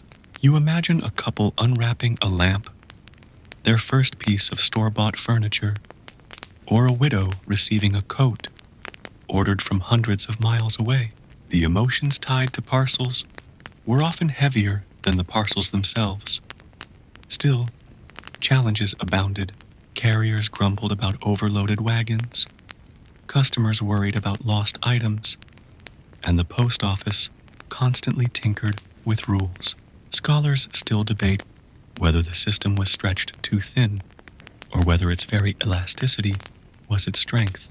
The one certainty: parcels had become part of American life, impossible to reverse.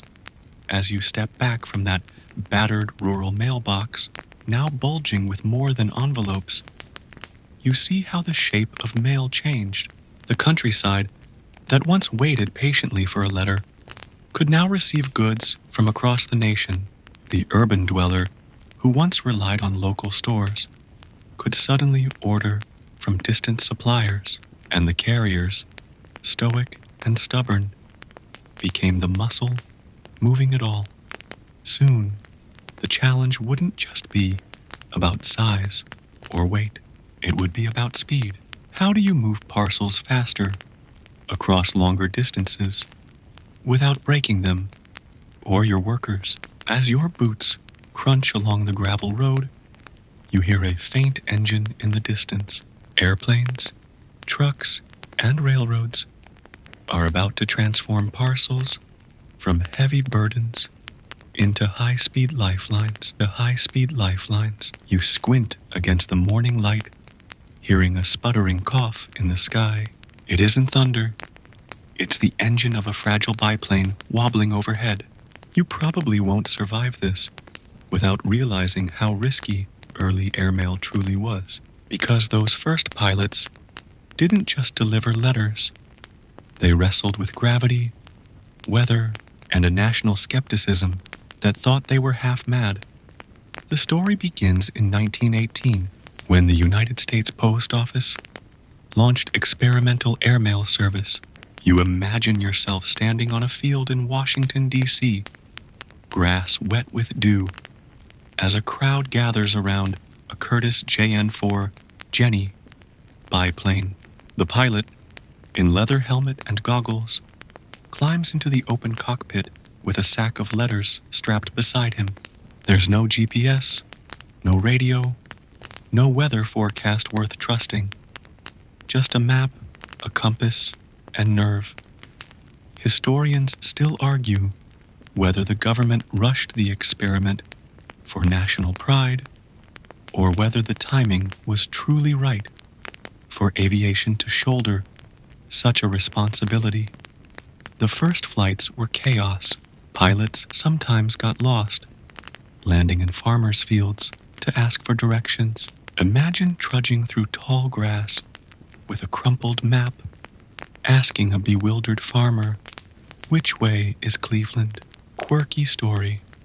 One pilot even followed railroad tracks like breadcrumbs across the country, waving at confused passengers as he sputtered overhead. Humor enters when you picture a farmer's wife scolding him for leaving muddy boot prints across her kitchen just to point out the right direction. Crashes were common. Engines stalled mid-air. Storms rolled in without warning, and landing strips were often just pastures, hastily cleared of cows. You picture yourself clinging to the side of a swaying plane as it dives toward a field, dust spraying up as the wheels bounce hard on uneven ground. Fringe accounts describe cows wandering back onto runways mid-landing, forcing pilots to swerve dangerously. Historians still debate whether the high casualty rate was worth the progress, with some arguing the post office sacrificed too many pilots in the name of speed. Despite the risks, airmail proved intoxicating. Letters that once took days now flew between cities in hours. You imagine sliding a letter into an airmail envelope, striped red and blue edges, a bold AIR mail stamp, and marveling at the thought of it soaring across the sky. For city dwellers, the sound of an engine overhead soon meant their words were in flight, faster than ever before. The pilots themselves became folk heroes, daring, reckless, and sometimes arrogant. They were called suicide club members by critics. They flew without parachutes at first, an absurd rule intended to prevent them from abandoning expensive government planes midair. Humor creeps in here. Pilots joked that their parachute was simply to land upside down gently. Quirky anecdote. One pilot carried a lucky black cat in his cockpit, swearing it kept him alive through storms. Mail routes expanded quickly, connecting New York to Chicago, and eventually coast to coast. Imagine yourself on a transcontinental route, dawn to dusk, stopping every few hundred miles to refuel at lonely fields. The air smelled of oil and smoke. Your ears rang from the engine, and every landing felt like flipping a coin. Still, the system worked, carving invisible highways through the sky. Public enthusiasm was immense. Newspapers breathlessly reported each successful run, and crowds flocked to watch takeoffs. Yet the accidents also became headlines. Charred wreckage, lost letters, grieving families. Scholars still argue whether the post office's persistence laid the foundation for commercial aviation, or whether it was simply reckless experimentation disguised as progress. By the 1920s, new technology improved safety. Radio beacons guided pilots, better weather reports, reduced surprises, and parachutes finally became standard. But the romance of those early years lingered. You picture yourself leaning against a fence post, squinting at the horizon as a Jenny rattles past, canvas wings shimmering in the sun, trailing the promise of speed. Quirky stories pepper this history. In one, a pilot too exhausted to continue reportedly handed his mailbag to a passing train conductor, who delivered it the rest of the way. Another tale describes townsfolk forming bonfires to guide planes during night flights, their flames flickering across fields as letters roared overhead. Humor slides in with pilots complaining about being chased by flocks of geese who seemed offended by the noisy intruders. The cultural effect was profound. Airplanes, once seen as novelties, became practical tools of connection. Children craned their necks to watch the skies. Farmers shook their heads at the madness, and city dwellers bragged about the airmail letter they'd just received. Scholars still debate whether this transition marked the true birth of modern aviation or merely nudged it along. Either way, the sky was no longer a frontier of curiosity. It was a highway for words. And yet, even as you admire these pioneers, you can't ignore the grit.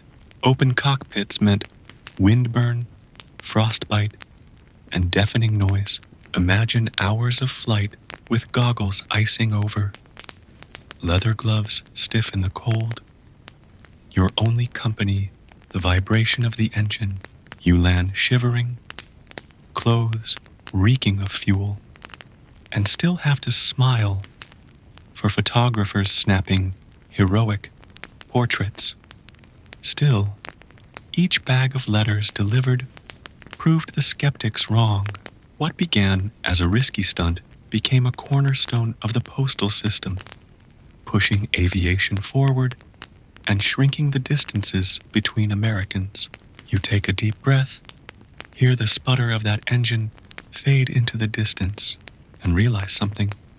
Once the mail took to the skies, there was no going back. The next challenge wasn't just about pilots surviving storms or cows wandering onto runways. It was about scale, massive amounts of mail, demanding bigger planes, better infrastructure, and eventually a partnership between the post office and private airlines. As you watch that Jenny disappear over the tree line, you sense the horizon widening. The mail has found its wings and it's hungry for more sky, hungry for more sky. You lean against a fence post, still hearing the echo of that sputtering biplane in your ears, when suddenly the low hum of a motor creeps up from the road. Dust rises, headlights bounce, and here comes the automobile, transforming not only how people travel, but how the mail winds its way into every corner of America. You probably won't survive this without realizing that once cars and trucks entered the scene, the pace, volume, and sheer reach of delivery changed forever. Before engines roared onto the scene, wagons and horses ruled the roads, slow, reliable, but limited. When the automobile arrived in the early 20th century, rural mail carriers were some of the first to adopt it, not out of glamour, but necessity. Imagine a muddy, 10-mile route in February, horses slipping on ice, wagons sinking into ruts. Now picture climbing into a Model T, cranking the starter, and bouncing along with mail sacks in the back. The difference was night and day. Historians still argue whether rural carriers led the way in auto adoption, or whether they simply followed farmers eager to modernize. Automobiles quickly expanded delivery range. You picture yourself behind the wheel, goggles on, leather gloves gripping the steering wheel, bouncing down a rickety dirt road. Mud splashes onto the windshield, chickens scatter, and children cheer as the mail truck rattles past. Quirky anecdote: some carriers didn't bother buying new vehicles. They stripped down farm trucks or even converted hearses into makeshift mail vans, leading to jokes about the dead letters finally finding their ride. Humor sneaks in as you imagine neighbors laughing at the sight of coffin rails, repurposed to hold bundles of envelopes. The post office itself had to adapt. Specially designed mail trucks appeared, boxy and utilitarian. Picture a row of them lined up outside a city post office, each painted with the bold U.S. Mail logo, engines coughing to life in the morning fog. By the 1920s, fleets of trucks in major cities ferried sacks of mail to trains, ships, and later, airplanes. Scholars still debate whether the post office drove innovation in vehicle design or whether they simply borrowed from the rapidly growing auto industry. The impact on speed was dramatic.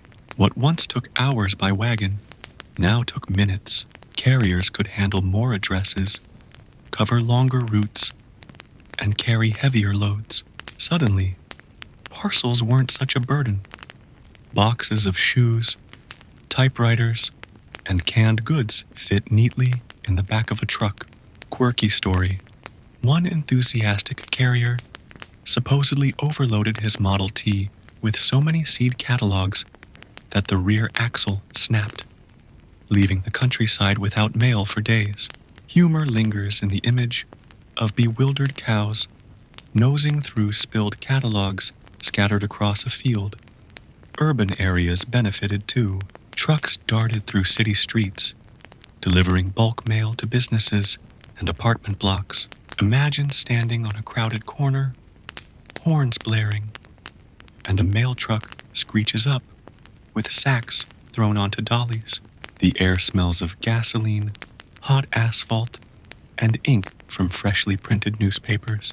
Fringe tales tell of impatient drivers racing streetcars, weaving dangerously through traffic just to shave minutes off their routes.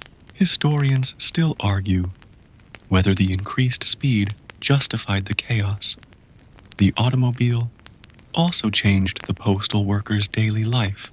Horses required care, feeding, and rest.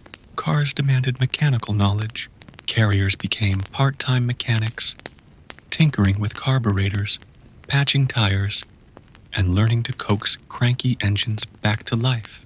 You picture a carrier kneeling in the dust, sleeves rolled up, cursing gently, while swapping out a spark plug with letters still waiting in the cab. Humor slips in with stories of carriers using chewing gum or shoelaces as temporary engine fixes, limping through the rest of their route. And then came the mail highway system. Special routes were laid out, linking post offices to depots and rail stations with predictable efficiency. By the 1930s, long-haul truck routes stretched across states, their headlights carving through the night.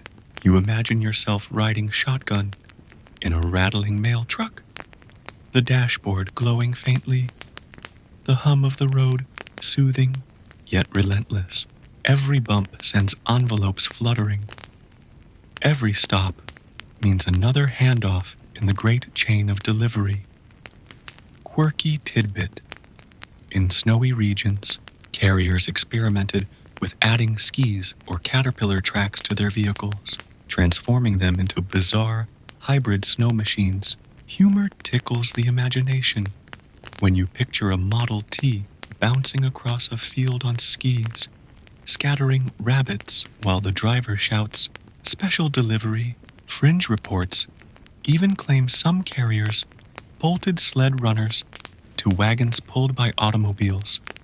With mixed success, the automobile didn't eliminate older methods overnight. Horses still clopped down rural lanes, wagons rattled through towns, and bicycles remained in use for short city routes. But the tide was clear.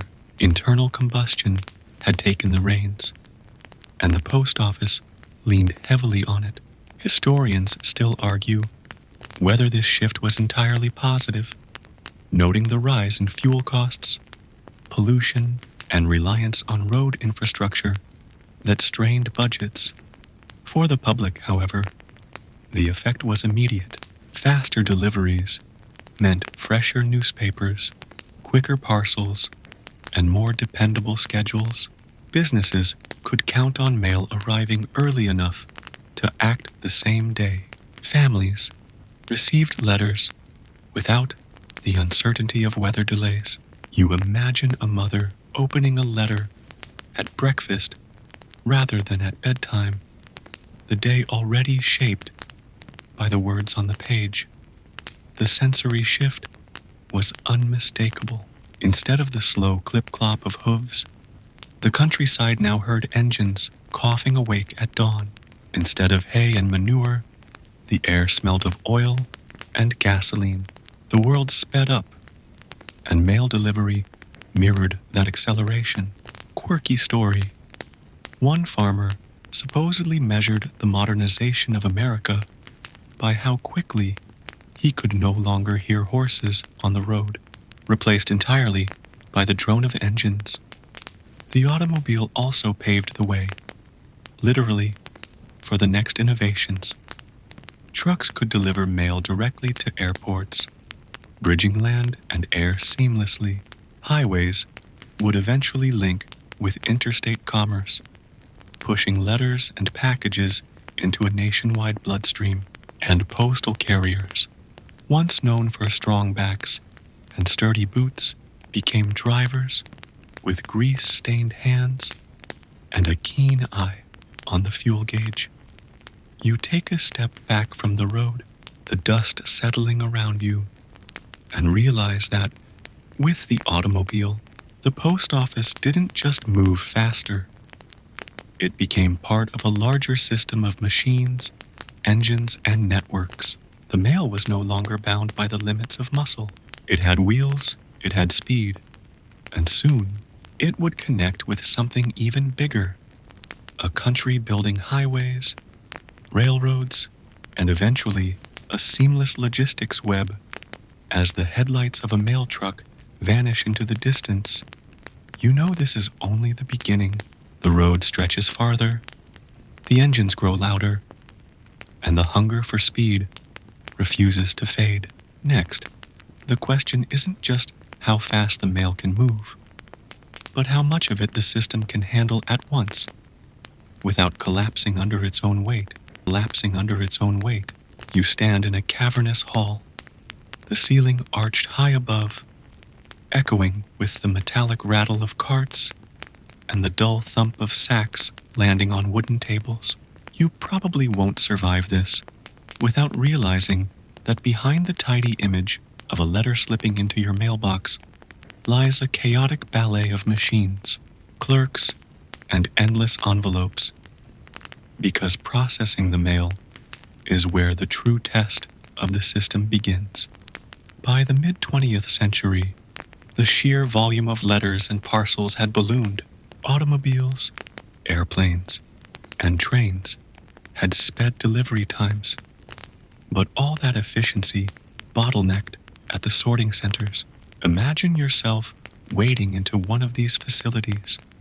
Rows of clerks, hunched over pigeonhole cases, arms moving so fast they blur, the air thick with dust, ink, and the faint odor of canvas sacks.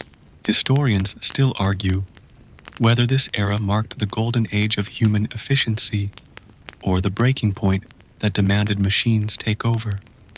Sorting by hand was exhausting. Clerks memorized thousands of zip codes and routes, their fingertips blackened by ink, their backs sore from endless bending and twisting. You picture one clerk flipping letters like playing cards, never looking down, just listening for the soft slap of paper hitting its proper slot. Quirky tidbit: some clerks developed a sort of mailman shuffle, swaying side to side to keep rhythm and avoid cramps. Humor sneaks in, with stories of rookie clerks accidentally stuffing letters into their coat pockets during marathon shifts, discovering weeks later that Aunt Mildred's birthday card was riding around with their bus tokens. Machines entered slowly. Early mechanical sorters looked like oversized vending machines, clunky and prone to jams. You imagine a clerk feeding envelopes into a slot, listening to the gears whir, and wincing as yet another jammed envelope crumples inside. Fringe stories tell of operators naming their machines Beatrice or Old Rusty, talking to them as if coaxing a stubborn mule. Scholars still debate whether the machines truly saved time or simply introduced new headaches into the system. The real revolution came with zip codes in 1963. Suddenly, every piece of mail carried a numerical destiny. You picture yourself standing at a kitchen table, carefully writing 90210 on an envelope and feeling oddly futuristic. Quirky anecdote: the Postal Service used a cartoon mascot named Mr. Zip to convince Americans to adopt the new system, plastering his smiling face on posters and even parade floats. Humor drifts in when you imagine children drawing zip codes on their lunch bags or dogs chasing Mr. Zip balloons down city streets. With zip codes, mechanization surged. Optical character readers began scanning addresses, sorting letters at speeds no human could match. Imagine standing in a processing plant, the hum of machines filling the air, letters whipping past on conveyor belts, a blur of white envelopes and red postmarks. The floor vibrates. The smell of hot ink hangs heavy, and the workers stand at consoles like air traffic controllers, monitoring the endless flow. But even in this high-tech environment, human quirks persisted. Workers swapped jokes, played games of guess the sender based on handwriting, and rescued stray birthday cards that slipped into the wrong bin. Quirky story: one plant supposedly had a mystery pile of envelopes with illegible addresses, and workers would bet on who could decipher the strangest scrawl. Humor surfaces in tales of letters addressed simply to Grandma, Florida, that somehow found their way correctly, thanks to clerks' detective skills. The scale was staggering. By the late 20th century, billions of pieces of mail flowed through the system annually. Imagine the thunder of carts rolling, the constant hiss of pneumatic tubes, and the sight of endless pallets stacked with parcels. Historians still argue whether the post office became too industrial, losing the human touch, or whether mechanization was the only way to keep America connected. Errors, of course, multiplied with volume. Machines chewed up letters, spit out mangled packages, or sent mail on wild detours. Fringe tales describe letters bouncing across 3 states before returning to their original town, like boomerangs of bureaucracy. Humor lingers in the thought of someone receiving their holiday card in July with the envelope stamped, "Missent to Alaska." Through it all, the human workers adapted. Clerks wore earplugs against the roar of machines, donned gloves to handle endless streams of paper, and developed camaraderie in the face of chaos. You imagine yourself taking a break in a noisy cafeteria, steam rising from coffee cups, workers swapping stories about the weirdest packages they'd seen, live crickets, bowling balls, even a single hubcap, carefully wrapped and addressed. The sensory overload is unforgettable. Conveyor belts hiss and clatter, overhead lights buzz, fans whir, and the whole building smells of ink, oil, and sweat. The rhythm is relentless, like a heartbeat amplified into a machine orchestra. Yet, despite the noise, there's an odd comfort. The mail is moving, steady as a tide, carrying stories, bills, love letters, and catalogs across the country. You step back and realize something. The post office had evolved into an industrial giant, not just a service. It wasn't just about one letter anymore. It was about an entire nation's correspondence flowing like a river, and the machines, noisy and imperfect, became the sluice gates that made it possible. But this new world of mechanization came with costs, labor disputes, rising expenses, and the looming shadow of digital communication. The clerks and machines worked harder than ever, but whispers were already stirring. What happens when people stop writing letters? You hear the conveyor belts rumbling beneath your feet, sense the uncertainty hanging in the air, and know that while the mail moves tonight, its future is far from secure. The hum of machines still lingers in your ears when the story swerves, almost without warning, into the roar of a crowd. You step outside a sorting plant, and suddenly you're in a bustling post office lobby in the 1970s. Lines snaking out the door, clerks pounding rubber stamps, customers sighing as they balance boxes like awkward dance partners. The age of automation may have transformed the back end, but at the counter, the post office was still an intimate stage where patience, humor, and occasionally tempers were tested. The 1970 Postal Reorganization Act reshaped everything.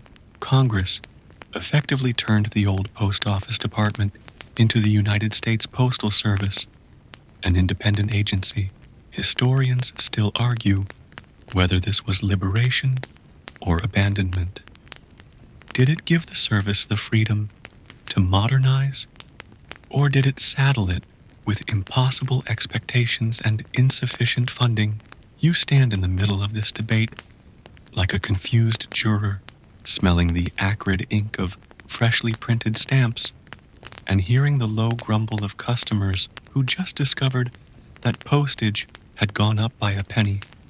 Quirky tidbit: the very first official USPS commemorative stamp after reorganization featured a stamp on a stamp, a design showing an old 1847 5-cent Franklin, which itself had been the very first U.S. postage stamp.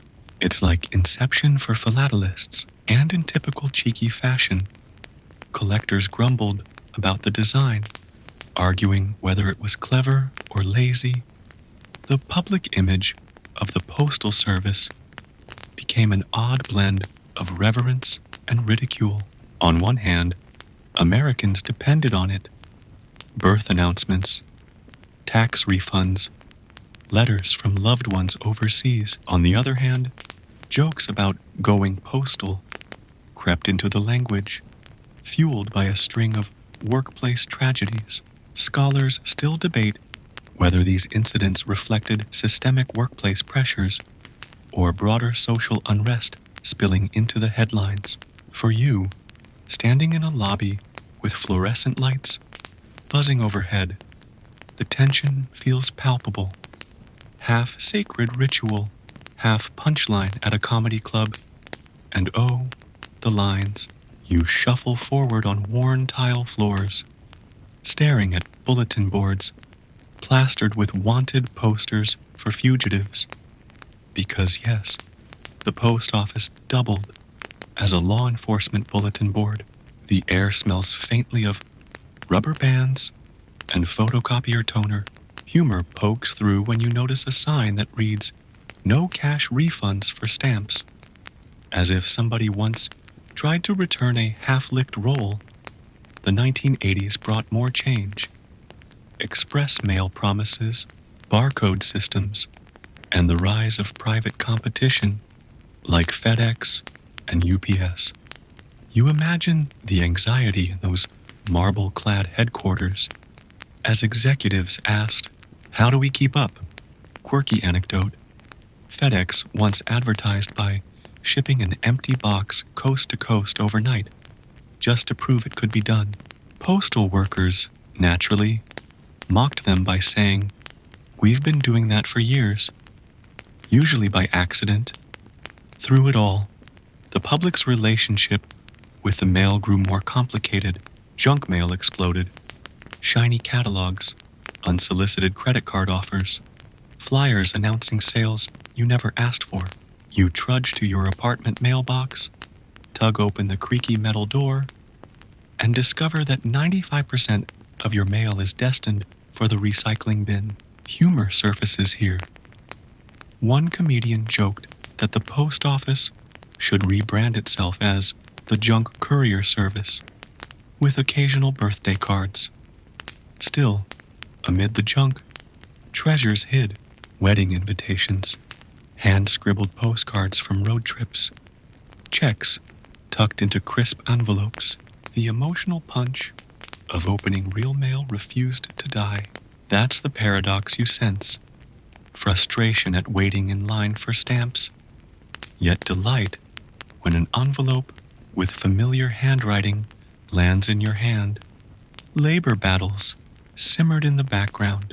Postal unions pushed back against wage freezes, understaffing, and the endless demand to do more with less. Scholars still argue whether the 1970 Wildcat strike, the first national strike against the government in U.S. history, was a noble stand for workers' dignity or a dangerous flirtation with chaos. Imagine yourself on a picket line, workers chanting, the smell of burned coffee drifting from thermoses, cardboard signs flapping in the wind. Technology crept closer still. Barcode readers scanned addresses, computers optimized routes, and early experiments with automation hinted that even the customer-facing side might not stay human forever. Yet, despite all this, the archetypal image endured. A uniformed clerk sliding your package onto a scale, thumping it with a red cancellation mark, and sending it into the belly of the system with a practiced flick of the wrist. Quirky stories popped up constantly. One office in the Midwest supposedly had a cat employee a tabby named Zip Code, who lounged on the counter and earned a nameplate. In another, a clerk became locally famous for singing the price of postage in operatic tones. Humor clings to these images. You, waiting in line, holding a package, while a clerk belts out $2.35. By the late 20th century, the U.S. Postal Service had become both a target of political debates and an unshakable cultural fixture. Presidents grumbled about deficits, comedians roasted the inefficiency, yet every American household still relied on that daily knock, that daily clank of the mailbox lid. You stand in that lobby, surrounded by murmurs, sighs, and the tap-tap of fingers on counters.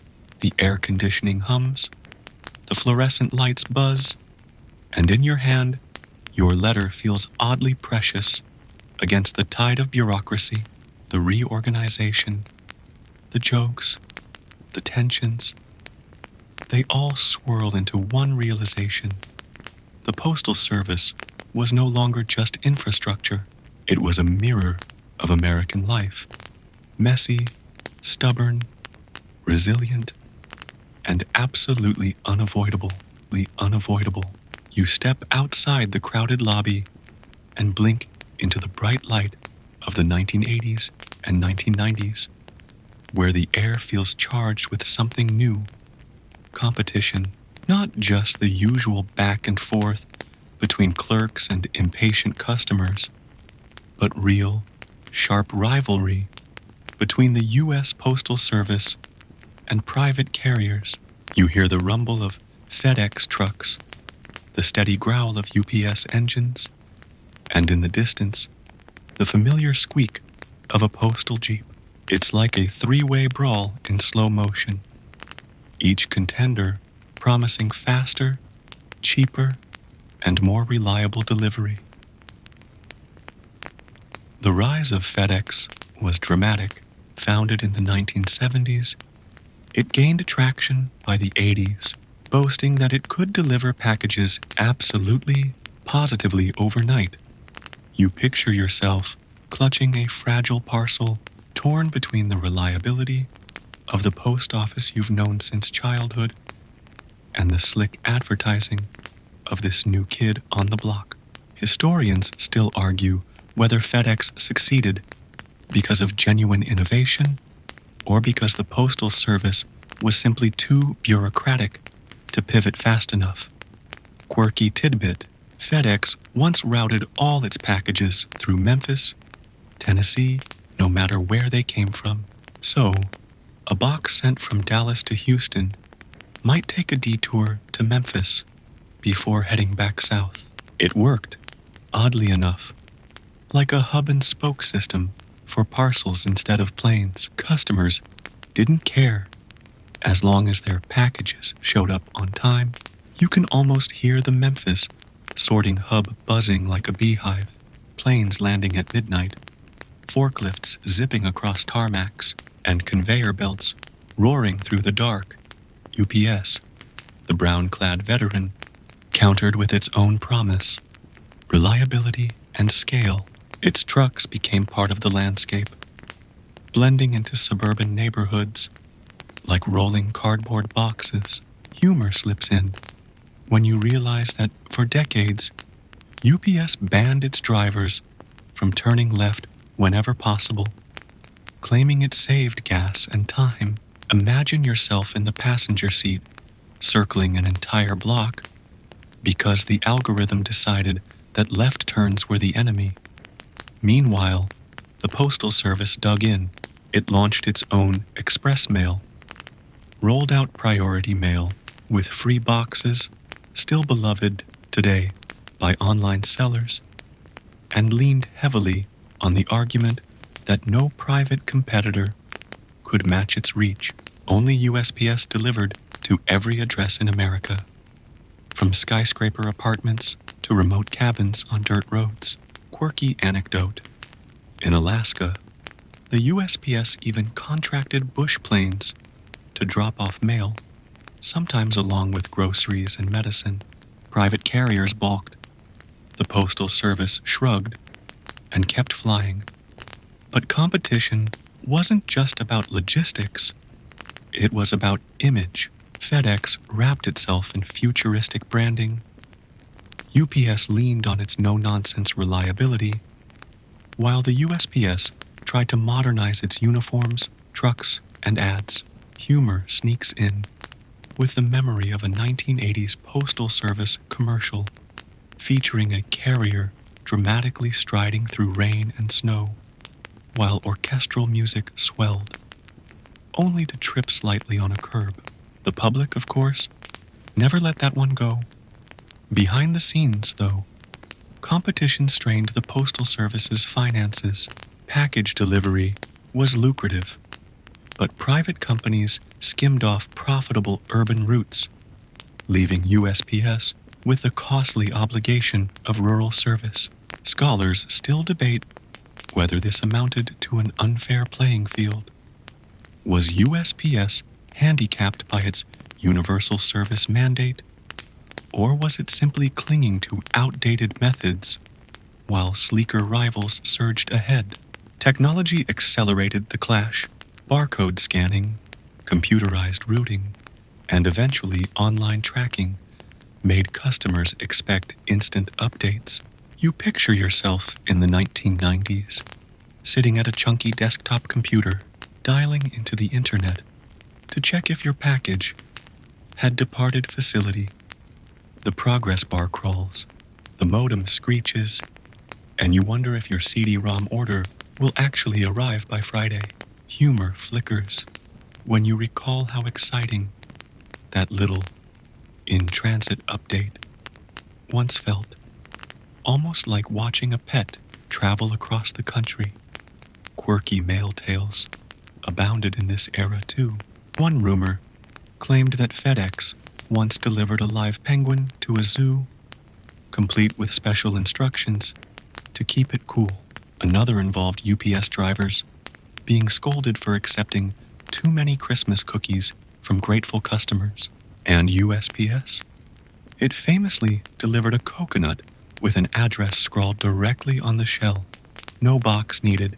That's the kind of stubborn confidence only the federal mail system could exude. By the late 1990s, e-commerce exploded onto the scene, and suddenly, all three carriers had more work than they could handle.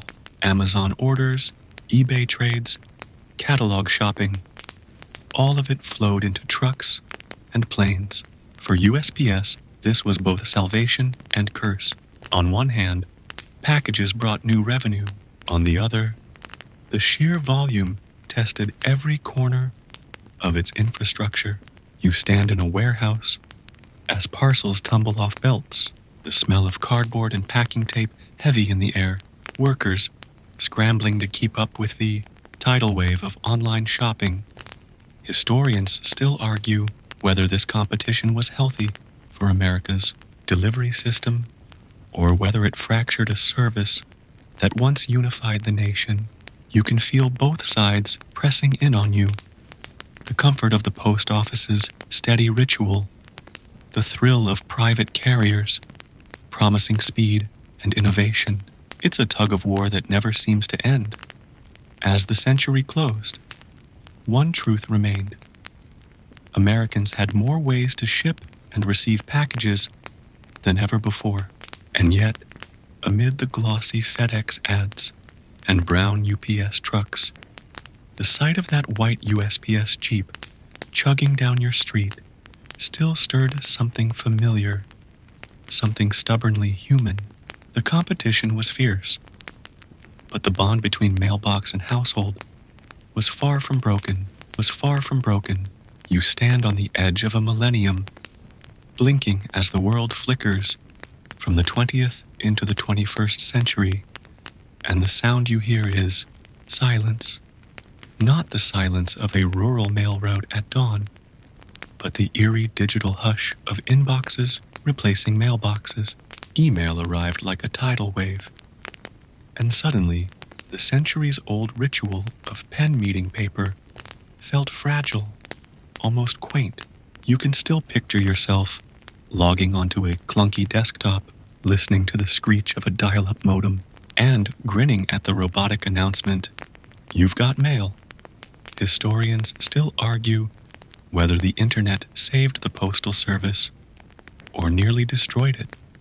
On one side, letter volume plummeted. Millions of handwritten notes, bill payments, and postcards vanished into cyberspace. On the other, e-commerce flooded the system with packages as Americans clicked add to cart and expected doorstep delivery. The USPS became less about romance and more about cardboard, less about poetry and more about bubble wrap. Quirky tidbit. In the early 2000s, the USPS briefly toyed with offering its own electronic postmark, a digital timestamp to certify emails. It was like trying to slap a rubber ink stamp onto your AOL message. Unsurprisingly, it didn't take off. Still, the idea speaks volumes about how desperate the service was to stay relevant in a world where the love letter had been replaced by emojis. But packages, oh, packages exploded. You imagine yourself in a distribution center around 2005. Conveyor belts groaning under a mountain of Amazon boxes, tape guns snapping in rapid-fire bursts, forklifts weaving through towers of parcels. Humor sneaks in when you notice that half the packages look exactly the same. Brown boxes with that telltale Amazon smile, like an army of cardboard soldiers marching to suburban porches. The Postal Service scrambled to adapt. Flat-rate boxes became a lifeline. Those, if it fits, it ships. Ads practically begged customers to test the limits, and test them they did. People stuffed anvils, coconuts, and even bowling balls into those boxes, just to see if USPS would honor the deal. Quirky stories abound. One customer reportedly mailed a full set of car brake rotors in a flat-rate box, and yes, they shipped it. You can almost hear the clerk muttering, "Not my problem," as the box thudded onto the counter. Yet for all the cardboard glory, letter carriers faced tougher days.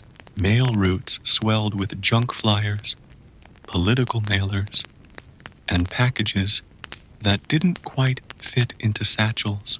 You imagine trudging along in the sweltering summer heat, your bag digging into your shoulder, a box of dog food perched awkwardly on top. Humor bubbles up when you picture a carrier trying to squeeze a massive package into a tiny apartment mailbox, eventually leaving a note that reads, "Nice try, but no." The internet also reshaped how people thought about time. Waiting a week for a letter once seemed normal. Now, waiting 2 days for a package feels intolerable. Scholars still debate whether this shift reflects progress or the birth of impatience as a national pastime. Either way, the Postal Service became trapped in an awkward middle ground, slower than FedEx overnight, but broader than private carriers who cherry-picked profitable routes. Financial struggles deepened. Congress required USPS to pre-fund retiree health benefits decades in advance, a burden no other agency carried. It was like asking a family to prepay for groceries their grandchildren hadn't eaten yet. The system groaned under debt, even as the public demanded faster service, cheaper stamps, and 6-day delivery. Humor surfaces when you imagine an exhausted postmaster general muttering, "Sure, I'll just print money in the basement next." Quirky tidbit. Despite the financial crisis, USPS kept experimenting. It briefly launched a MetroPost same-day delivery trial in 2012, delivering groceries and goods in San Francisco.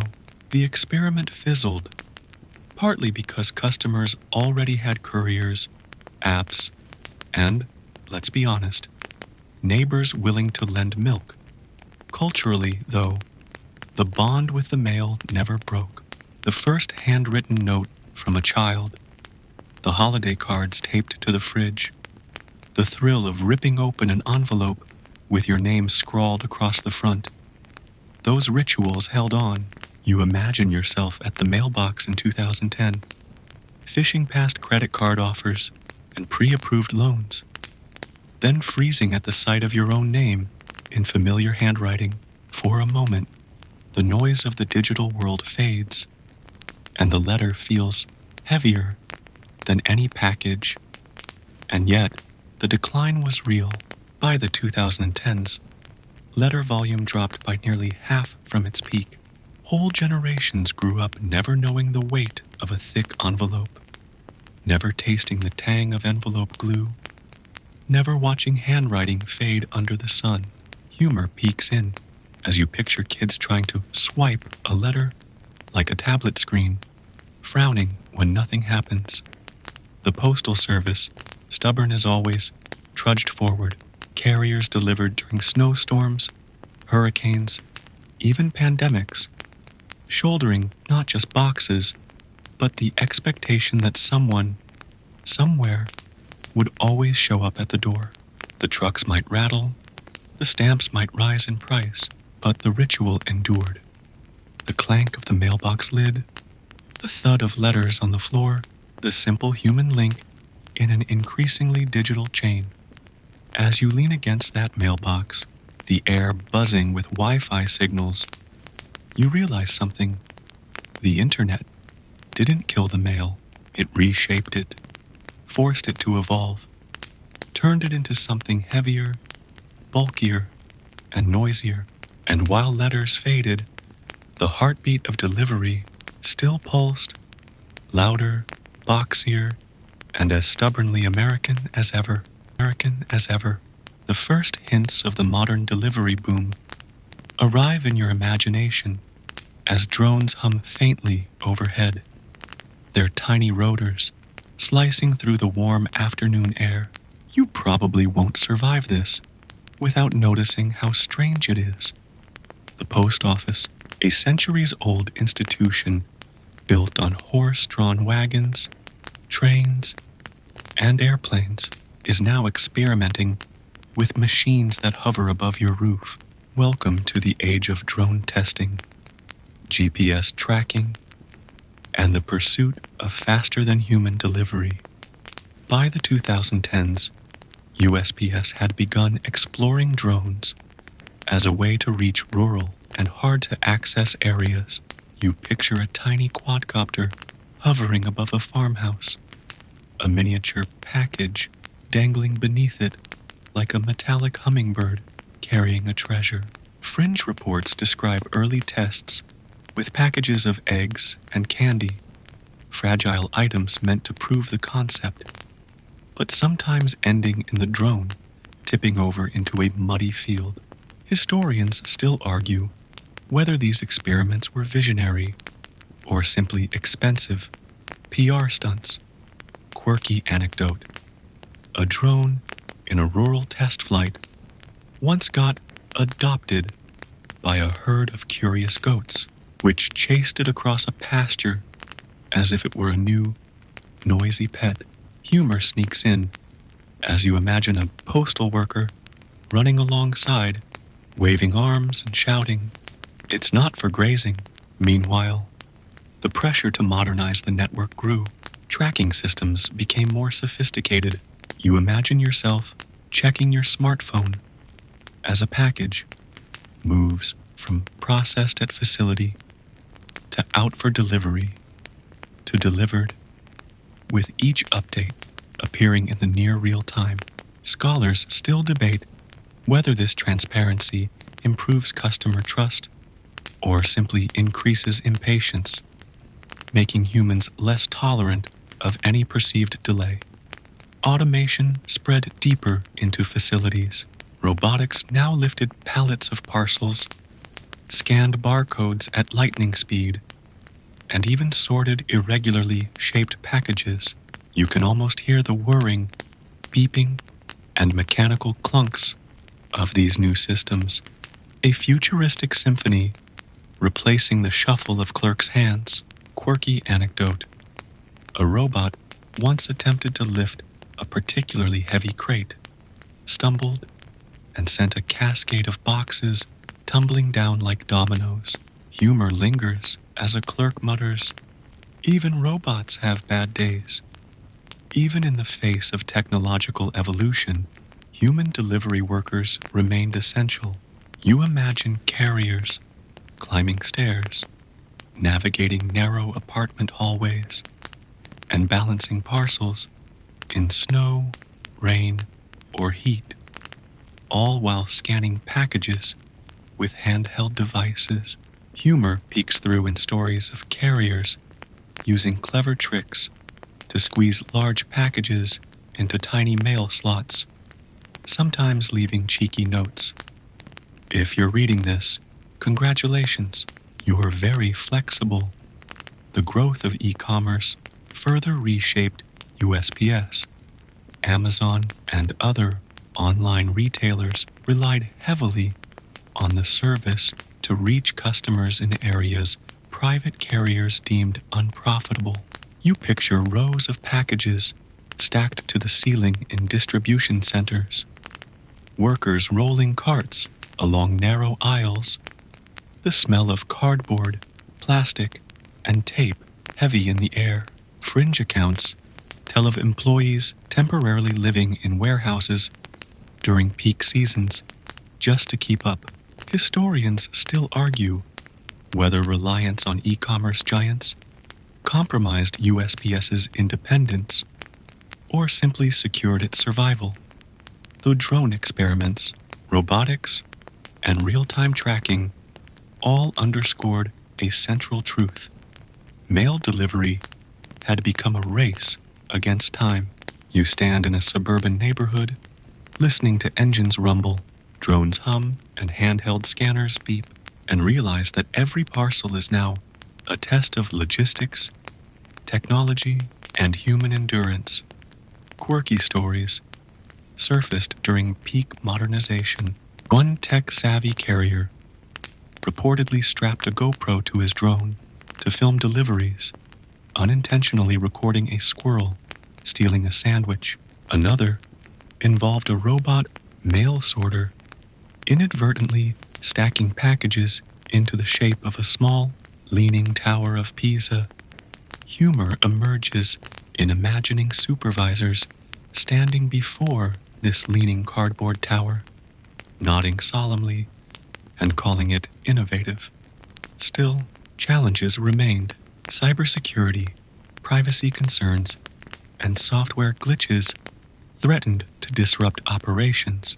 You picture a team of engineers huddled around blinking monitors, tracing a wayward barcode that had misrouted thousands of packages. Fringe stories tell of packages temporarily teleporting from facility to facility due to software bugs, only to be found days later in the correct location.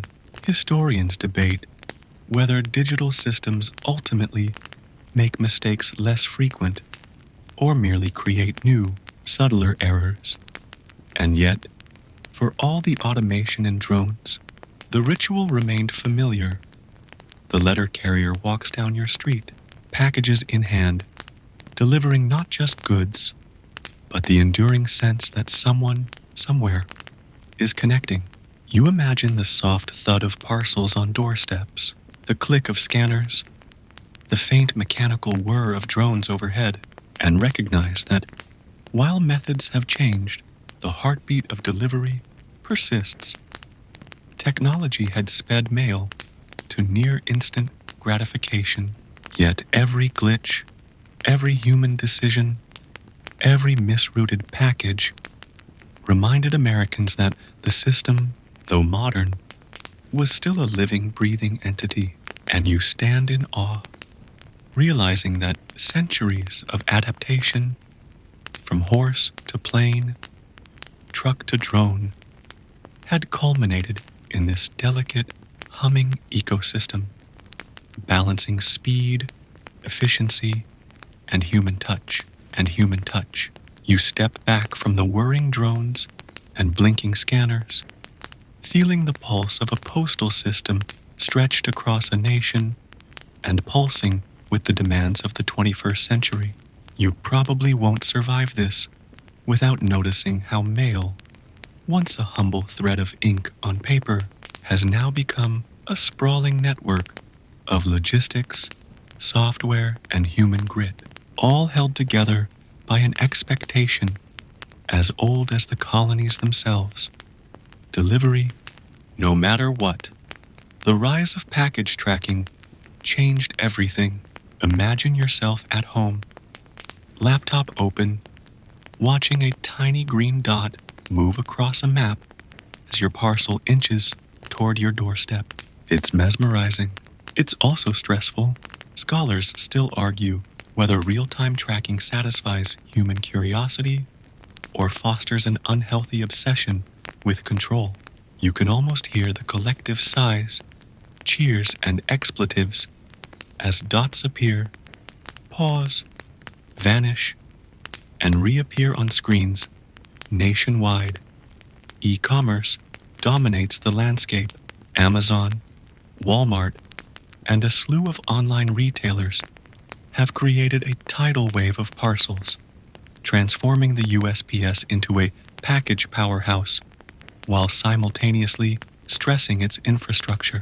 Picture warehouses stacked with boxes from floor to ceiling, conveyor belts snaking like rivers, forklifts darting through aisles, and postal workers racing against time. Quirky tidbit: during peak holiday seasons, some distribution centers reportedly had staff sleeping on cots just to keep up with demand. Humor sneaks in as you imagine someone waking up mid-shift, groggy, and marking parcels with half-conscious strokes of a pen. Sustainability becomes a concern. The environmental impact of delivery trucks, packaging, and planes can no longer be ignored. You picture electric trucks rolling quietly along city streets, drone deliveries humming overhead, and recyclable boxes piling up at homes. Fringe debates swirl about whether drones actually reduce emissions or just shift energy consumption into other areas. Historians still argue whether these green efforts are symbolic gestures or meaningful change. Quirky anecdote: some communities began holding mailbox swap parties, where residents exchange surplus parcels to reduce transportation. Imagine neighbors awkwardly trading packages, laughing at mismatched boxes, and discovering your neighbor now owns the action figure you ordered last week. Humor hides in the chaos of someone trying to return a half-eaten box of chocolates in the swap. The workforce adapts continuously. Carriers now juggle handheld scanners, GPS devices, and apps alongside traditional bags of letters and parcels. Picture yourself walking a snowy street, handheld scanner in one hand, a stack of priority packages in the other, and a coffee in a third. You've mastered multitasking at a near superhuman level. Scholars still debate whether technology has empowered carriers or made them more expendable, as software predicts optimal routes that leave little room for human discretion. Automation infiltrates every corner. Machines lift, sort, and barcode parcels faster than any human ever could. Yet, humans remain the safety net, intervening when packages are irregularly shaped, fragile, or clearly misrouted. Quirky tidbit: a robotic arm once spat out a package so energetically that it landed perfectly in the bin, though an engineer insisted it was sheer luck. Humor lingers as co-workers declared the robot a package ninja. Public expectations continue to escalate. Overnight delivery, 2-day shipping, and same-day promises now seem standard. You can feel the pressure as you watch a driver navigate traffic, a drone hover above, and software optimize every move, all to meet a deadline invisible to the naked eye. Fringe stories describe parcels being delivered to the wrong state and somehow returned within hours, thanks to an improbable chain of logistics miracles. Yet even as technology accelerates, the cultural value of the mail remains. A handwritten note, a package from a loved one, or a small gift delivered with care carries a weight no algorithm can replicate. You imagine opening a box and finding a letter tucked inside, ink smudged from travel, a faint scent lingering, the tactile connection refusing to vanish entirely.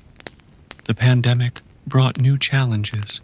Suddenly, mail carriers became essential workers, delivering critical items while balancing health risks.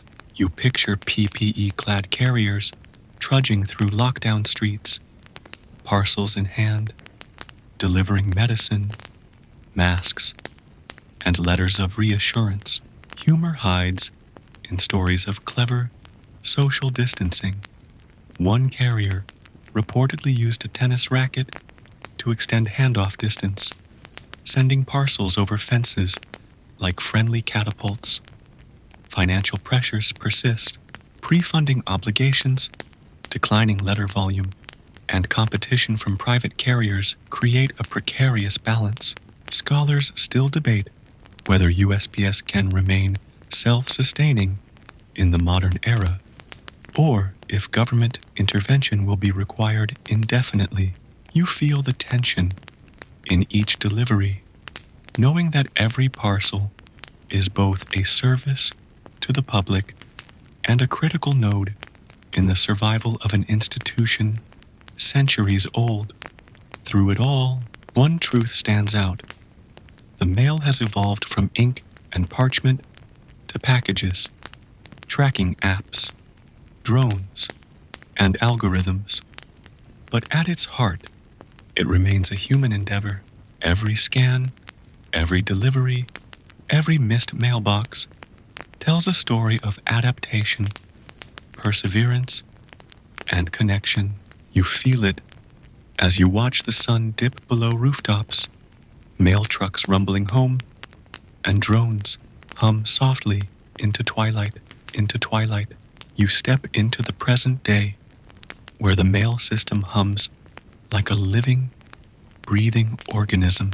You probably won't survive this without noticing the sheer complexity surrounding every letter and package. Barcodes, scanners, tracking apps, drones, trucks, planes, and human carriers, all weaving together in a choreography that seems chaotic, yet somehow works. The contrast with the horse-drawn wagons and hand-sorted letters of the 19th century is dizzying, almost cinematic. Urban delivery has changed dramatically. You picture yourself walking down a city street, dodging electric scooters, cyclists, and UPS trucks, as a USPS carrier maneuvers a stack of packages while scanning each one with a handheld device. Historians still argue whether urban densification has helped or hindered efficiency. Fewer miles to travel, but far more deliveries per block. Quirky anecdote: a carrier in Manhattan reportedly uses a skateboard to zip between mail stops, balancing packages in a backpack like a circus performer. Humor sneaks in as pedestrians marvel at the sight, some even tossing coins for the performance. Rural delivery remains a different beast. Routes stretch over miles, often with challenging terrain and unpredictable weather. You can almost hear the crunch of gravel, the whinny of a nearby horse, and the hum of a distant drone providing backup delivery. Fringe stories tell of remote cabins only accessible by snowmobile or small plane, yet USPS manages to maintain service year-round. Scholars still debate whether the financial and logistical cost is justified, or if alternative delivery models could replace traditional rural routes. E-commerce continues to dominate. Amazon packages, small business shipments, and subscription boxes flood the system. You stand in a massive sorting facility, conveyor belts snaking endlessly, robotic arms lifting pallets, and clerks scanning barcodes at breakneck speed. Quirky anecdote: one warehouse reportedly used VR headsets to train new employees, making the experience feel like a video game where missed packages cost virtual lives. Humor lingers in imagining rookies ducking flying parcels and yelling, "Game over," after each minor error. Drones are no longer experiments. They're pilots of possibility. You picture them buzzing above suburban neighborhoods, dropping packages gently on porches, or hovering over remote farms to deliver time-sensitive items. Historians still argue whether drone delivery will become a mainstay or remain a niche solution for remote areas. Fringe tales describe neighborhood cats ambushing drones mid-drop, leading to viral social media videos that spread faster than the packages themselves. The Postal Service also adapts socially. You can see efforts to improve accessibility, mail carriers delivering to seniors, services supporting disabled customers, and community engagement programs. Humor appears in stories of carriers dressing up for holiday parades or leaving small jokes tucked in letters, like tiny surprises that brighten recipients' days. Scholars still debate whether these gestures genuinely build community trust or are merely PR tactics. Digital integration continues to shape expectations. Smartphone apps allow recipients to schedule deliveries, request holds, or reroute parcels. Imagine yourself tapping a screen, choosing a delivery window, and feeling the satisfaction of controlling the journey of your package. Humor bubbles up in the occasional glitch. A delivery app mistakenly redirects dozens of packages to the wrong zip code, prompting a flurry of frantic driver phone calls and sarcastic memes online. Environmental considerations are more pressing than ever. Electric trucks, reusable packaging, and optimized delivery routes aim to reduce carbon footprints. You can picture a quiet suburban street where an electric mail truck glides past, the sound of its engine muted, except for the faint rattle of parcels inside. Quirky tidbit: some carriers have experimented with cargo bicycles for urban last-mile deliveries, balancing small packages while dodging traffic. A delicate dance worthy of a circus act. Workforce dynamics remain central. Carriers continue to juggle technology, heavy loads, inclement weather, and demanding schedules. You picture a carrier balancing a stack of parcels while navigating icy sidewalks, greeting neighbors, and scanning items into a handheld device, all without missing a beat. Humor flickers when someone leaves a note inside a package, thanking the carrier for not dropping my life savings. A tongue-in-cheek acknowledgement of the invisible labor behind every delivery. Even as letters dwindle, parcels thrive, and the USPS adapts to the digital age. The emotional connection endures. Opening a letter from a distant relative, holding a birthday card, or receiving a care package carries the same weight as it did centuries ago. You feel the continuity, the quiet pulse linking past, present, and future. A reminder that no matter how advanced the technology, the human need for connection remains unchanged. Historians still debate the trajectory of mail in a fully digital world. Will it eventually fade into niche relevance, or will it coexist alongside digital communication, evolving yet enduring? You take a moment to absorb the scene. Humming drones overhead, electric trucks gliding along streets, and mail carriers threading the delicate line between technology and tradition. It's a living testament to adaptability, persistence, and the stubborn American will to deliver. You walk into the era of uncertainty, where the Postal Service faces challenges unlike any before. You probably won't survive this without noticing how technology, societal change, and financial pressure converge into a delicate balancing act. Imagine sorting centers humming with robotic arms, carriers juggling smartphones and parcels, and executives staring at spreadsheets that seem to grow heavier by the day. Every letter, every package carries more weight than ever, not just in ounces, but in expectation. Declining first-class mail is central to the story. Bills, statements, and personal letters vanish into the ether of email. You picture a carrier opening a mailbox once brimming with envelopes, now nearly empty except for credit card offers. Scholars still debate whether the death of letter writing represents societal progress or a loss of intimacy and tradition.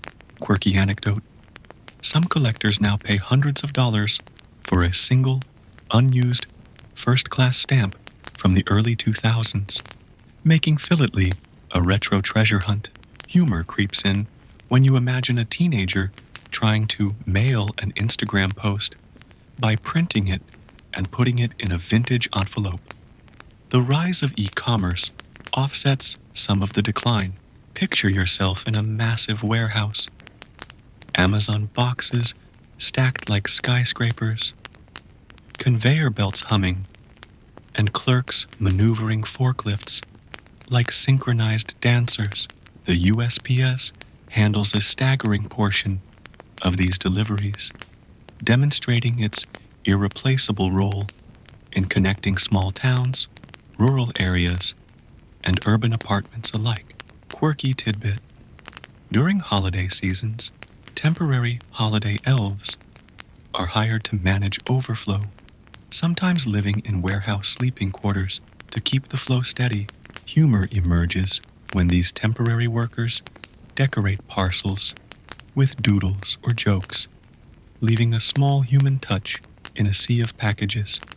Financial constraints loom large. The pre-funding mandate for retiree health benefits, coupled with declining letter volume, strains budgets.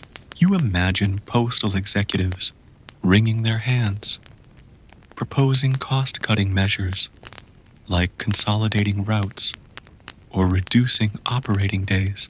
Scholars still argue whether these constraints are solvable through reform or reflect structural challenges inherent in a government-run enterprise. Innovation continues to arrive in curious forms. Drone delivery pilots, autonomous vehicles, and digital mailbox services all promise the future.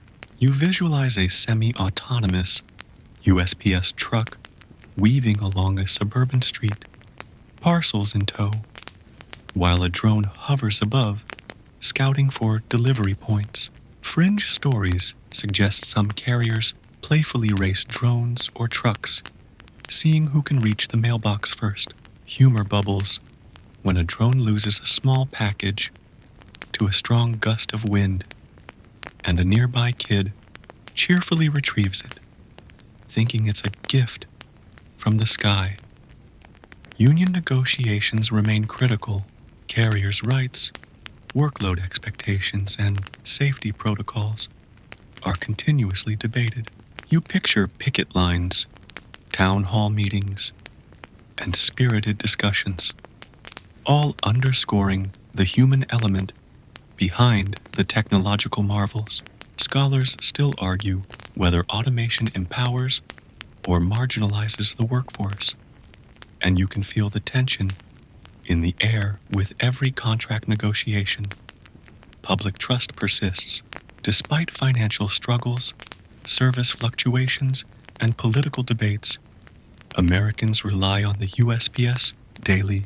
You imagine families counting on timely delivery for medication, businesses depending on package arrivals, and students waiting for college acceptance letters. Humor slips in as you picture someone anxiously refreshing the tracking page, muttering to their computer, "Are you delivering or just showing off?"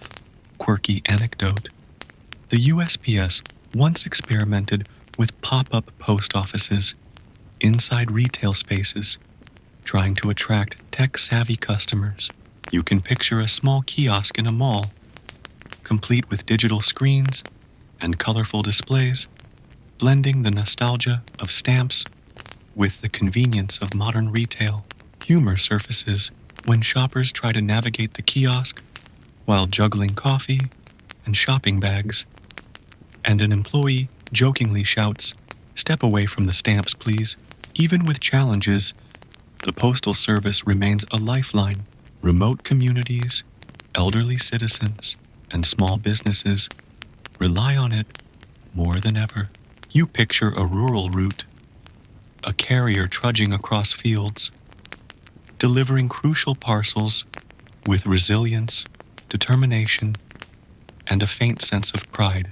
Historians still debate whether these last-mile services justify costs or represent an irreplaceable social good. As you step back, you see the network as a living, breathing organism, constantly adapting, stretching across cities, towns, and wilderness. Each scan, delivery, and route adjustment reflects centuries of evolution, struggle, and ingenuity. You realize that the USPS, while challenged, is far from obsolete. It's a testament to human persistence, the stubborn need to connect, and the ingenuity required to deliver in a world that never stops moving. You stand at the edge of the present, the USPS stretching out before you like a living tapestry woven from centuries of effort, invention, and stubborn determination. You probably won't survive this without noticing how every route, every parcel, and every handwritten envelope represents more than delivery. It's a thread connecting people, communities, and even history itself. The clatter of trucks, the hum of drones, the rhythm of sorting machines, and the quiet footsteps of carriers blend into a symphony that is both chaotic and reassuring. The story of mail delivery is now intertwined with technology, society, and culture. You picture yourself glancing at a tracking app, watching a package inch across the country in real time, and marveling at how far the system has come from horse riders of the Pony Express. Scholars still argue whether technology has strengthened the USPS or simply made it more vulnerable to competition and oversight. Quirky anecdote. One small town post office reportedly held a tech night where locals could learn to scan parcels with a tablet, complete with snacks and trivia about mail history. Humor flickers as someone accidentally scans a cat-shaped pillow, sending the app into mild chaos. E-commerce dominates the present day. Imagine enormous facilities buzzing with activity, pallets stacked high, forklifts moving swiftly, and human clerks monitoring conveyor belts with hawk-like attention. Every parcel represents a connection, a gift, a necessity, a small lifeline. Fringe stories tell of temporary employees sleeping in warehouses during peak seasons, sometimes dreaming of parcels rolling endlessly past them. Humor creeps in as a rookie wakes, thinking he's late for a game, only to realize he's still on a pallet of boxes. Financial and operational challenges remain central. The USPS juggles declining letters, expensive retiree obligations, and stiff competition. You picture executives analyzing route optimization, testing autonomous vehicles, and negotiating contracts with unions, all under the public's watchful eye. Scholars debate whether privatization, restructuring, or modernization is the best path forward. Humor surfaces when a board meeting accidentally mixes up slides showing parcel statistics and cat memes, leaving everyone momentarily confused but laughing. Sustainability is now part of the narrative. Electric delivery trucks glide silently down streets. Drones whisk packages above rooftops, and recyclable materials replace traditional packaging. Quirky anecdote: some carriers experiment with cargo bicycles for last-mile urban deliveries, balancing small parcels with the precision of acrobats. Humor appears when a carrier's backpack strap snaps mid-delivery, and a neighbor catches a flying box like an Olympic medalist. The human element remains irreplaceable.